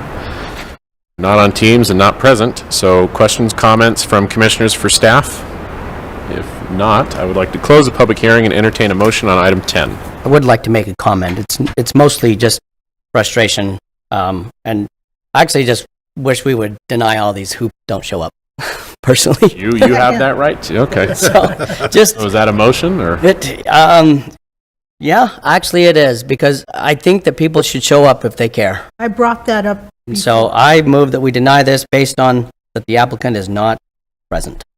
I'll second. Is that a thing, Mr. Mitchell? Thinking. Attorney Mitchell? I just want to make sure before I go hitting the gavel here. I mean, you can always, you're advising the board, right? So Correct. if that's a reason why you guys don't feel comfortable advising an approval, then that's appropriate. Well, I know that they and I apologize for talking over you, but I know that in the past, they say, well, they didn't know that they needed to show up here, and then they show up to this Board of Supervisors meeting, and it gets approved. May I inquire something, though? So I understand where you two are coming from on circumstances like the cemetery and certain one-off situations. Yeah. But with regards to this particular issue that staff finds appropriate, are there concerns or questions that you feel could be alleviated by the applicant's presence in this meeting? Yes. Okay, what would your concern be? I would ask how many lots he intended on Okay. breaking this up to, and how he was going to provide access to the rear. Okay. And that is not specific in the application based on the fact that he just put lot split, correct? Or is drawn. Well, and I think that's a really good point, and I appreciate Commissioner Martin bringing that up, because that was kind of my concern is all of these other lots that have been done have a road adjacent to them and a connecting, a way that they're accessing these future parcels. And this one is this long linear parcel that I don't know how they're going to make work. So he's going to do 2 lots at 1.5 acres and 2 lots at 2 acres. And then part of the backup shows it appears a split. So we know how he's going to split it. But your question is how are you going to get egress and ingress to the property? Right. How do you access those? No, I understand. I just want to make sure before we go denying something that we have fair just cause and reasoning for denying. So we've answered what it looks like. Yes. It seems to me that the staff should have caught that if in fact there is a problem. Mr. Chair. Yes, sir. So part of the conditions of the approval is they do have to provide legal access to all of the lots. So once it's approved, they then have to apply for a parcel plat with the division. That gets reviewed, and part of that is they have to provide legal access to all those So even lots. if the applicant was here and said, how are you going to do the roads? And he goes, well, I don't know. And then he's going to have to do it later in order to finalize this with you. The rezone would not vest if he doesn't do it. Okay. Does that answer enough questions to possibly make a different motion on this? Well, I just feel like we're taken for granted. I will alter my motion. And it is still for denial, and it is for denying because I don't understand how he's going to make this look like the neighboring properties and how it looks and manages and fits in with the neighboring properties. Okay, we have a motion on the table. A second. Oh, I'm sorry, and a second. So the motion is to deny. There's a first and a second. All in favor? Aye. Aye. Any opposed? Yeah. Me, myself. Okay. So 3, 4. All right. Let's do. What do you say? Oh, his mic works. He will. All right. Roll call. Commissioner Hubbard? I'm sorry? To deny, right? Yeah, do you? No. Okay. Yes. Commissioner Bradshaw? Yes. Commissioner Helms? No. Commissioner Kirkham? Yes. Commissioner Morse? Yes. Commissioner Hassett? No. Vice Chair Gillette? Oh. Commissioner Patillo? No. Commissioner Martin? Yes. Commissioner Rugi? No. So we are tied 5-5. Well, now what? Flip So a we coin? can. I think we Just can. goes forward. Five's dead. I think we can either have it. We could probably do a new motion if we wanted to. Okay. Yeah. No, it goes with, Five is dead. So- What did we say? I think Commissioners, so when there's a tie, you can ask for a new motion. Yes. If you guys can't get one, then the tie just goes on to the. Correct. Oh, well, I vote leave it. yeah, I agree. Unless someone would like to entertain a new motion on this item, this Board will of carry over as a tie to the Board of I move Supervisors. to approve All right. We have staff recommendations. okay. We have a motion to approve. We're going to get a tie. Second. Okay. We have a first and a second. All in favor? Aye. Aye. Any opposed? Aye. Aye. Still. We're going to be a tie. That's I don't know why we did that. All right. Just change your vote. Oh, yeah, he did actually. You changed your votes. Now we're not a tie. So you're for the rezone? Yeah. Okay. All right, item 10 is approved. Item 11, Melanie. You should do like a coin flip or something. Item 11 is an evaluation of a request for an amendment to the Mojave County General Plan from a rural development area land use designation to a suburban development area land use designation, and a rezone from an AR2A agricultural residential 2-acre minimum lot size zone to an AR agricultural residential zone for assessor's parcel number 217-03132 to allow for a minor land division in the Golden Valley vicinity. Staff does find that the application is proper for consideration, subject to the standard conditions. Thank you very much. Opening the public hearing, is the applicant present? Do you wish to speak at this time? You're just here for, come on down. Name and address for the record, please. My name's Teresa LaBruce, 2362 Don Lewis, and then also 42070 Thoroughbred. Thank you very much. Do you have a statement, or are you just available for questions from commissioners? Just available for questions and comments. I'm just going to say it's a simple lot split. Glad I took the day off to be here after hearing things. And there are 8 properties either adjacent to mine or in the community that already have been subdivided. And when I acquired the property, there's already a fence in between for the split. So it looks like the previous owner was working on that and maybe just didn't do it. I don't know. I appreciate it. Questions, comments for the applicant from commissioners? Hearing none, thank you very much. I'd like to close the public hearing and entertain a motion on item 11. Motion to approve. First by Patillo, second by Martin. All in favor? Aye. Any opposed? All right, thank you very much. Item 12, Cassidy. Item 12 is an evaluation of a request for an amendment to the Mojave County General Plan from a low-density residential land use designation to a general commercial land use designation and a rezone of assessor's parcel number 305-06-161 from an AR agricultural residential zone to a C28 highway commercial zone to allow for offices and commercial development in the Golden Valley vicinity. Staff finds the application proper for consideration with standard. Thank you very much. Opening the public hearing, the applicant is present. Do you wish to speak this time or just for questions? Perfect. Questions or comments for the applicant from commissioners? Hearing and seeing none, I'd like to close the public hearing and entertain a motion on item 12. Motion to approve with standard. Second. We have a first and a second. All in favor? Aye. Any opposed? Motion carries. Item 13, Melanie. Item 13 is an evaluation of a request for a rezone for a portion of assessor's parcel number 306-24212 from an AR-10A agricultural residential 10-acre minimum lot size zone to a CRE commercial recreation zone to allow for a campground in the Golden Valley vicinity. Staff does find that the application is proper for consideration, subject to the standard condition. Thank you very much. Opening the public hearing, the applicant is present. Do you wish to speak or questions? Perfect. Questions from commissioners for the applicant? What kind of campground? Come on down.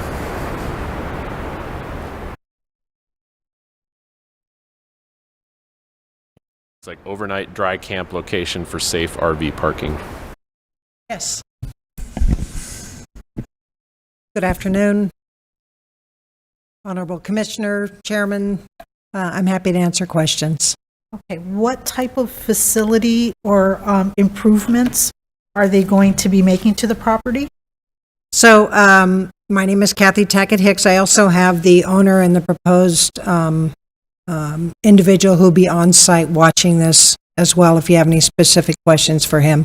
So the improvements will be that each one of the RV areas will have gravel or pavement or whatever it is that the county requires. It is identified as a campsite. There will not be individual water to each location or individual septic for each location or individual power for each location. It is designed specifically to address the concern of there are millions of RV owners that need to park overnight, and the safe spaces where they used to be able to do that are no longer available. The Walmart parking lots, now many cities outlaw parking on the street, stuff like that. So this is designed to be overnight. There'll be on-staff individual there. The property already has a septic on it for the individual, the homeowner, the park ranger, whatever you want to call it. So it'll be very limited. It's not designed to be a full RV park. Lighting will be required, probably ground lighting and some very low lighting to be in there, but it's really designed to be quiet, limited use. And I guess I would also point out that this location makes this really good because it's south of 68. So you've got access from 68 and you have access from Shinnerup, which is I-40. There's not going to be any type of drive-by, RV owners just casually driving by this location to pull in. This is going to be done online, so people have reservations and they'll be able to go there specifically for that use. So that's the intent. Okay, thank you. Yeah. Mr. Bradshaw? Yes, thank you. My question is, why this location? You've got, it's just, there's no other properties out here that look like this. And so I just feel like we're adding a site that doesn't fit anything that's out here. So I don't know. So help me understand why we're doing this and inflicting a commercial zone in an entirely residential area. Okay, so I'm happy to answer that. I don't consider it inflicting a commercial zone. I consider it allowing for a use under a commercial recreation, a very low intensity use, passive type use, to allow for a commercial opportunity for RV owners. It's located out by itself. There's not a lot of development on there. But what's nice about this site is it does have paved access all along Colorado, so it can accommodate any type of traffic. It also allows for access from 68 to get to this site and from Shinnerup over on I-40. So it has a unique ability to draw the customers for that. It's also going to be used, the reservations will be done online, so it's specific. It targets a market of a lot of elderly people and a lot of single women and stuff like that that need a safe place to stay. I don't, without the requirements of heavy commercial, like big lights and all the other stuff, I don't see it being a huge impact to the area. You're correct that there's not other sites like this, but that to me does not mean it wouldn't be suitable in this area. There's not a lot going on right now. Well, I guess the reason I don't consider it suitable is it's spot zoning. Just pure and simple. We are literally putting a commercial zone, brand new, starting in a brand new commercial zone in the middle of nothing. And that, I'm not convinced that that's what would this, I don't know that this area is ready and poised for that. I don't know. It doesn't seem like it's on target. Okay, I understand that because I deal with this all the time. I have not had any opposition. I had one phone call from an individual who said that he lived next door. I don't know exactly what that means, but he received one of my letters, so that's within 300 feet. He just wanted to know what it was. He had the same type of concern.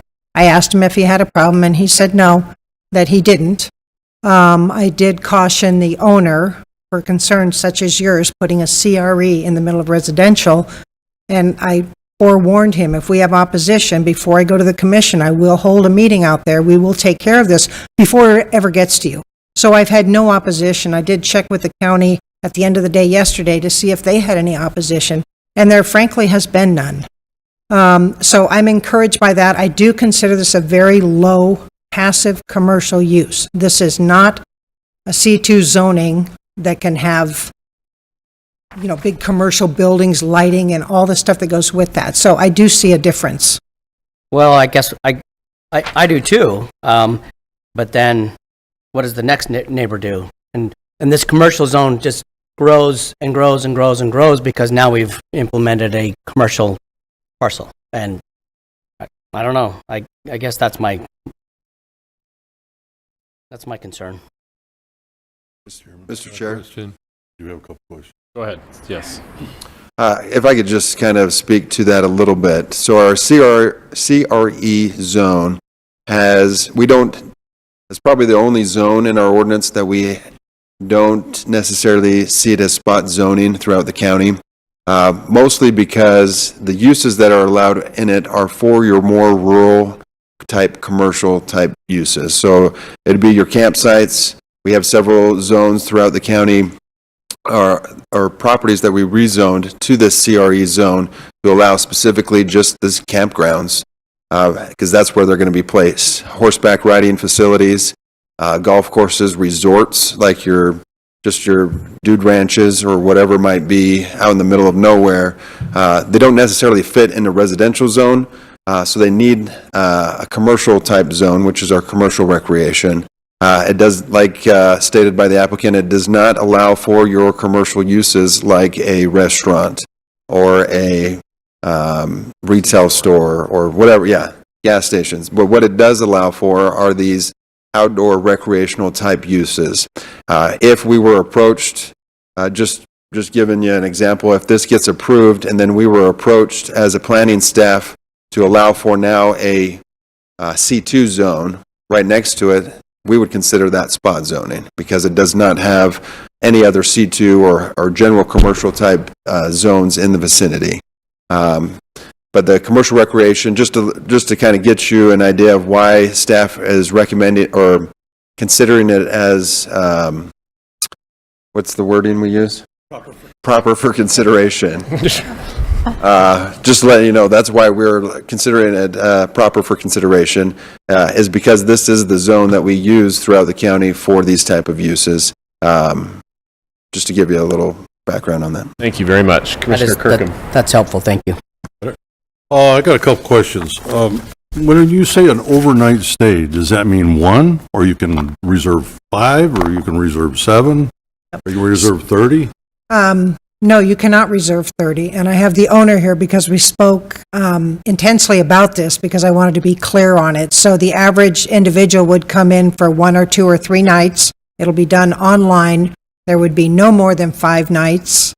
I mean, that's the goal. It's 5 nights. Are you going to provide a dump station? We spoke about that as well. So he does not want to provide it to each lot, but if required, and we'll go through the site plan process, and environmental quality will be involved in that. And if it's required that there be a communal septic system or some sort of dump station, absolutely, he'll have to put it in. I'm an RV owner, and if you're staying 5 nights, dry camping, you need someplace to dump it. Yeah, I would agree. I think that it should be a requirement to have a dump station on the property.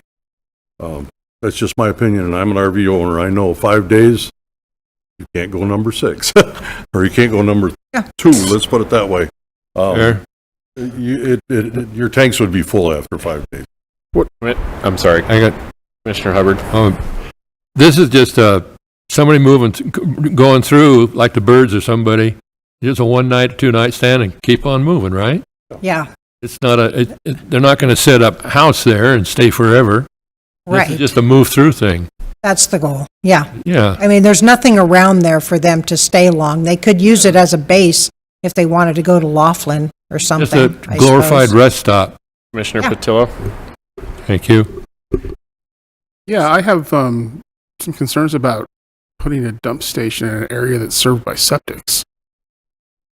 I mean, sizing it would be, well, I don't know, probably not too difficult, but you're dealing with all sorts of chemicals and everything else in those, especially if they arrive with them. I know a lot of places will have, no chemicals allowed. These are a dump station, but a lot of times people can, arriving on site, have. Yeah, so clearly and you're the professional on this, and because if you don't know, Cullen ran the city's program for the wastewater stuff. So when I said that a dump station would be, if it's required, he's going to have to put it in, period. I was envisioning some sort of a communal septic tank that had the provision for there to dump. I do not understand the rules for that type of dumping. I don't know what environmental health would say. The rules are unclear. Okay, The rules basically say you need to reach the certain treatment levels okay, specific to bacteria and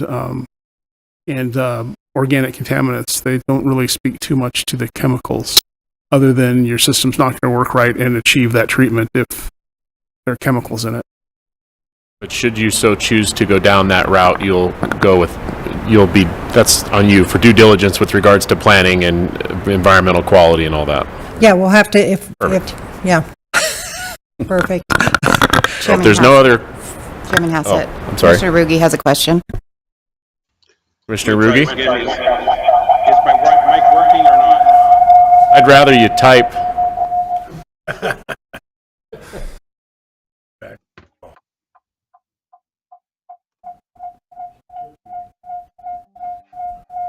You mute him. Okay.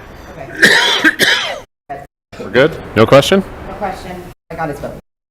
Oh, that was easy. All right. Well, with that being said, I'd like to close the public hearing unless there's any other questions or comments from commissioners for staff or the applicant.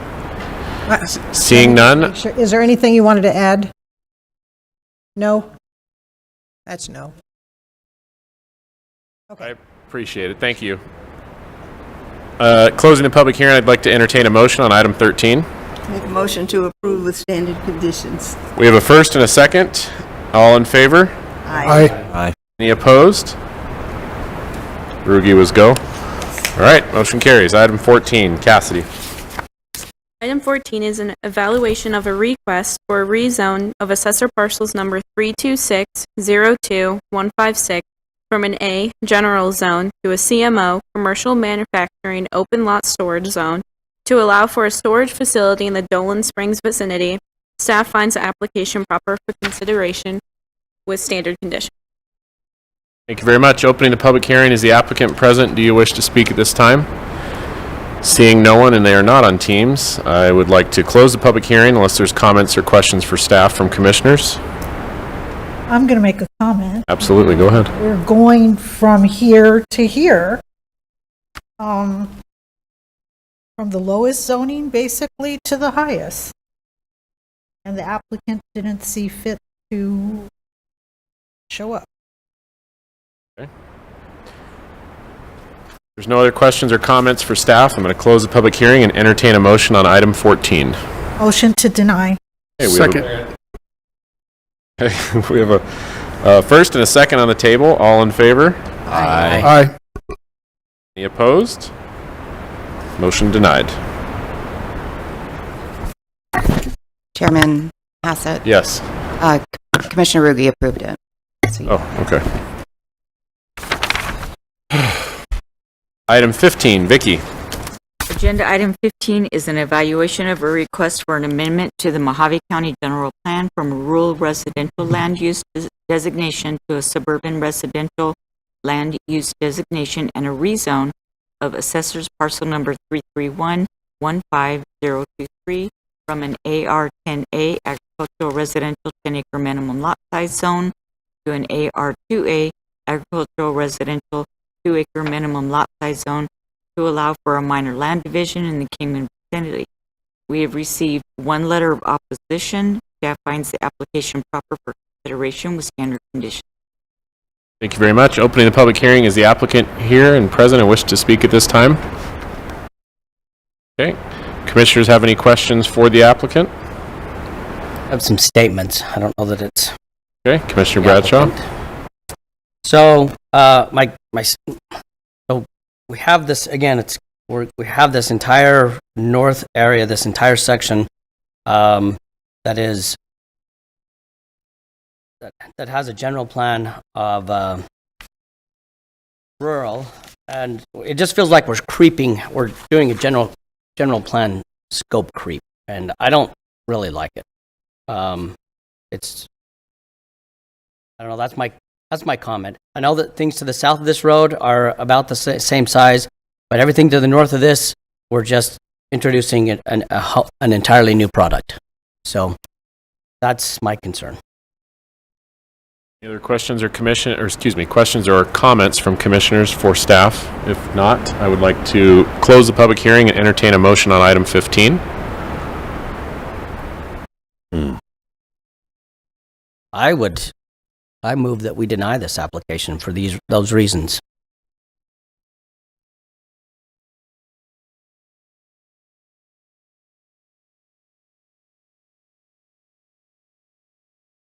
Come on down. I will reopen the public hearing. Name and address for the record. My name's Kurt Jukes. I live at 2565 Calle Allende, which is a stone's throw from this property. I'm a vetted community member. I have put my roots down here with my wife of 33 years. We're new to the area as of the last year and a half, but we are planning on being here for the rest of our lives. To your comment, Commissioner Bradshaw, the properties to the north, if you look at the divisions, they are divided in similar things to the south. So I'm not sure how that comment would hold weight without further discussion. To just automatically shoot it down, I'm here present to answer questions as if, you know, I do see today the value in that, and so here I am. We are here. My brother is planning on building his own home on this parcel. It's not just a land development like I know the opposition letter says, and I'm more than welcome to address any and all of those concerns in that letter, which, quite frankly, were punitive in my view because they said I didn't even try and give them information, which I did. I offered to talk to them on the phone. I emailed back and forth with them, and they never responded back on the final emails, which they could have with more questions, which I would have been more than welcome to answer.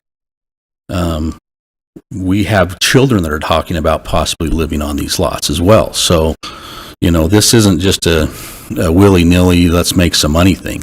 So. Thank you. Do you have questions or? It's more of a comment. Okay. It's a response, so I don't know if the public hearing is the time to do that. But our response is you are correct. There are some other properties that are that are of that size, but they're a mile and a half to the north. This section doesn't have any. This specific section, this entire 360 acres, doesn't have anything smaller than 4 acres. With due respect, they're directly 2 or 3 lots from each direction of us. If you want to look at the overlay. Okay, I'm looking. I don't see that. Three lots to the west, they're divided into 3. Am I not mistaken on that, staff? I guess.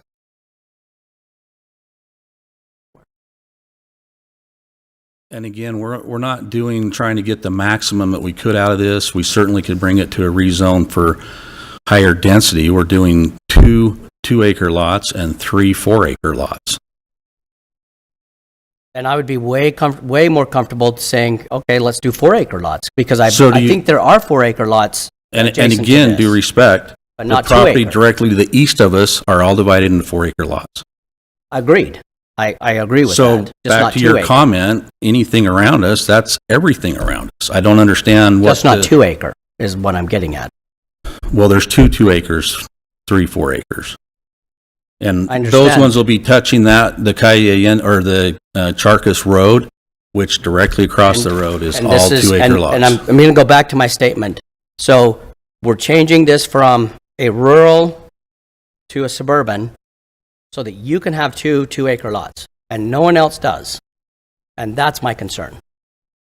Everyone in the same vicinity, the same area to the north of this road, has 4-acre lots, not 2-acre lots. So can I ask you a question?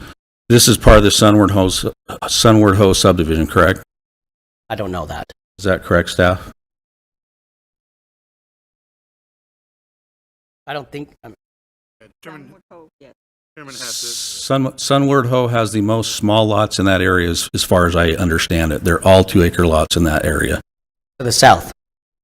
Sure, but it's all part of the same subdivision. To the south of this if you road. will, or the same, it's under the same name. You're asking us to change the general plan. All right. I think that the discussion has gone on. We do have a motion on the table, so if there's no other commissioners' questions or comments for the applicant at this time, I'm going to close the public hearing because we do have a motion that needs to be addressed. So any other questions for the applicant? You tell us the motion again, please? Absolutely. You want to restate your motion? I do. My motion was to deny this. Now, I may, I don't know. I mean, I really don't want to just throw this down the tube. And I would really like it to be, if you're amenable, I would change my motion to agree that you can have 4 acres. But then I don't even think you need to be up there. So your motion is to... My motion is to deny this application.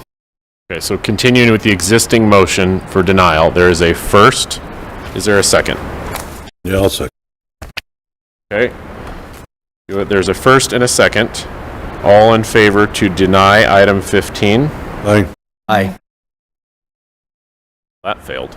It sure did. So, entertain a new motion.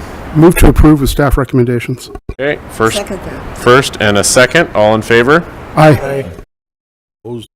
Opposed? Bradshaw and Kirkham? Opposed. And me. Oh, sorry, Martin? And also Commissioner Rugi denies. All right, motion carries. Item 16 has been continued.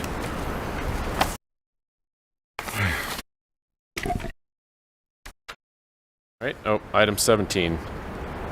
What do you got to do there? What do I have to do there? Oh, is this a legal question? So the way I've seen this done, it's not written down, but you would need to nominate somebody for a position, could be anybody, and then get a second. Once you get a nomination and a second, and you get all the nominations, then you vote. Okay, so I'm going to write this down.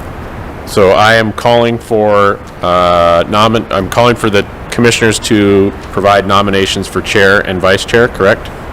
Correct, and I would probably do it separate. So first do nominations for chair. Okay. I nominate Hassett for chair. Second. Second. Oh, wait, that's too many. I vote for John. I mean, come on. What do I got to do now? And then, are there any other nominations? Are there any nominations? Well, I just wasn't sure how formal this needs to be. All in favor? Aye. Aye. Were Wait, there I think- any other nominations? We have to, I swear I heard everybody, but I'm sorry. Let's go ahead. Any other nominations? Okay. Pass it carries. Vice chair, nominations. I nominate Luana Gillette for vice chair. Second.